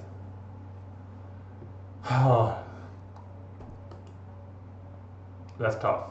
That is tough. Garebear, very good game. Very, very good set.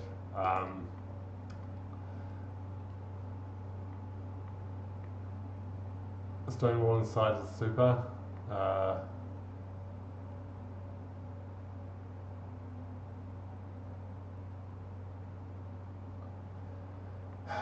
Yeah.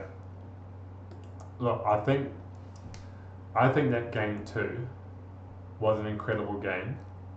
Great response from Garebear, but you know, you really had Garebear on the ropes there that game 2. He just responded in the end really well to push back. And I think after that huge effort for that game 2,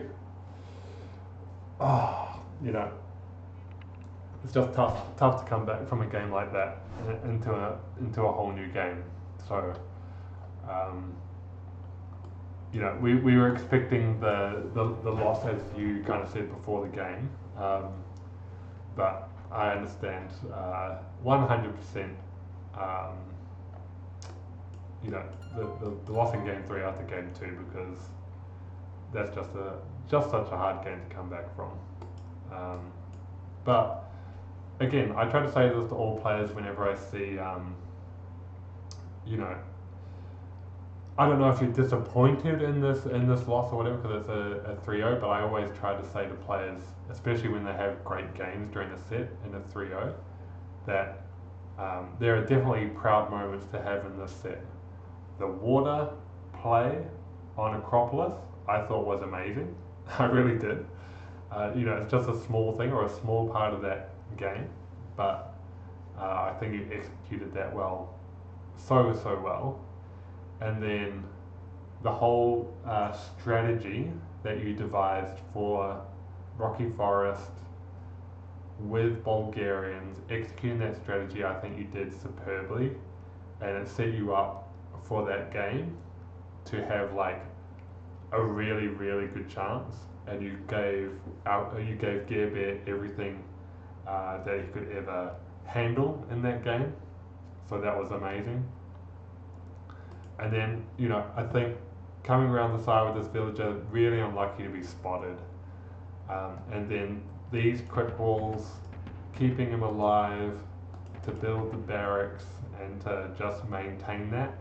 It didn't get used in the end, but just in terms of the skill of executing that, I thought was incredible. But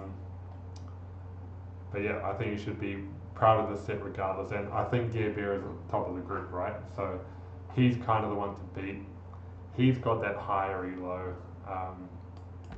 So he's really a difficult player to contend with. And dare I say, Garebear may be a favourite, although I've seen many good players in this bracket that could potentially take him to the wire as well.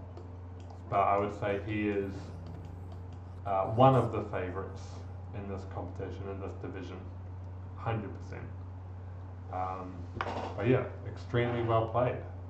Extremely well played. Yeah, I'm going to go back to the starting scene because I'd love to show these off as much as possible. Alacatraz, Garebear, good set. I've enjoyed both of these sets that I've cast today. It is now midnight for me. I would love to keep going. Unfortunately, I cannot. I must sleep. Like I said, full-time job and family to contend with, but you know, I would be doing myself this favor if I didn't say, if anybody here is watching that isn't subscribed or anything like that, do consider giving me a subscribe. I mean, not a subscription, sorry, a follow. I'd very much appreciate that. And yeah, just in general, I'm just loving casting this division. It's just really, really fun. And I hope that the players in the division are enjoying it. I think they are. Based on the conversations that I'm having in the chat here from the players as they come in to watch their sets. Yeah, very much appreciate it. And actually, if I just scroll through the chat again, I did miss somebody. Garebear actually did sign in. My apologies, Garebear. I didn't actually see you. Because I didn't see more of your chat. But Garebear says, I'm on vacation with some pretty spotty Wi-Fi, so can't stay and watch. But I wanted to say thanks so much for casting. I'll be sure to check out the VOD. Thank you so much for the support, my guy. Very much appreciate it. And sorry I didn't see you in the moment. There. I'm terrible at keeping track of chat, so that's showing quite easily there. Awesome. I might leave it there, guys. Having said that, I'm very new to Twitch, and I know that you can raid somehow. I should have figured this out before, because obviously wrapping up a stream and then not knowing what you're doing at the end of it is not a good idea. I don't know how to do it, so I'm going to leave it there and figure that out the next time. So yeah. Raid. I've got suggestions from Alacatraz, so I need to see who's online, don't I? Who is on my sidebar here? You know, all my favourites, they're offline. Grape Juice, Wait What, T-Money McGet Buns, Tactical T-Tons, all offline. But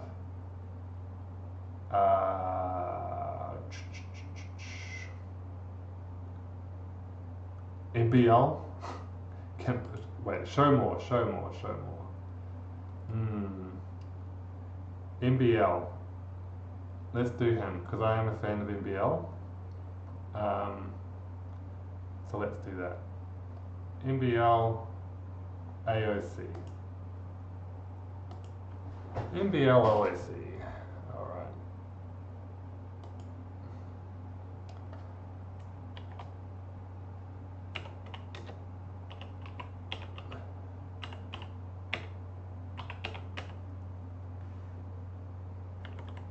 Do I need to put the channel in the brackets? Is that what I do?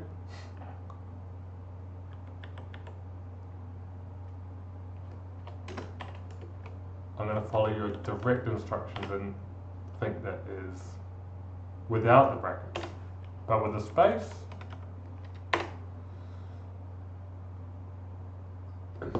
guys, you're helping me so much. Let's try that. Does that work? I guess not. Oh, without the dash. Without the dash. Ah, gotcha. Oh, here we go.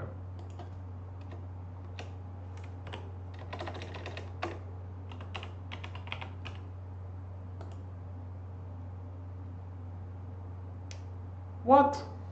Invalid. Oh, guys. Guys. This is painful. This must be painful for you.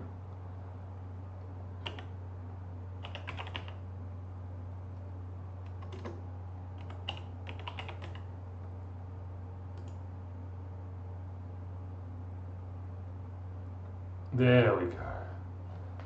I've done it.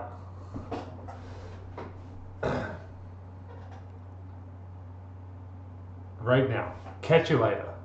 Catch you later.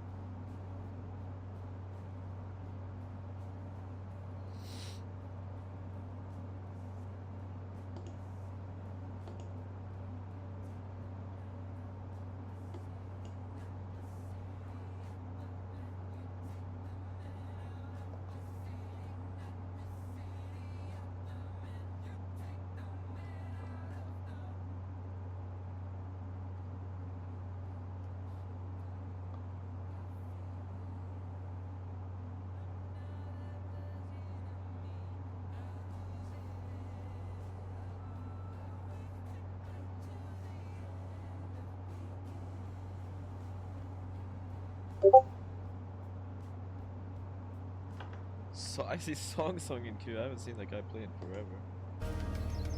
That's great. Snowy Viking, thanks for that little raid.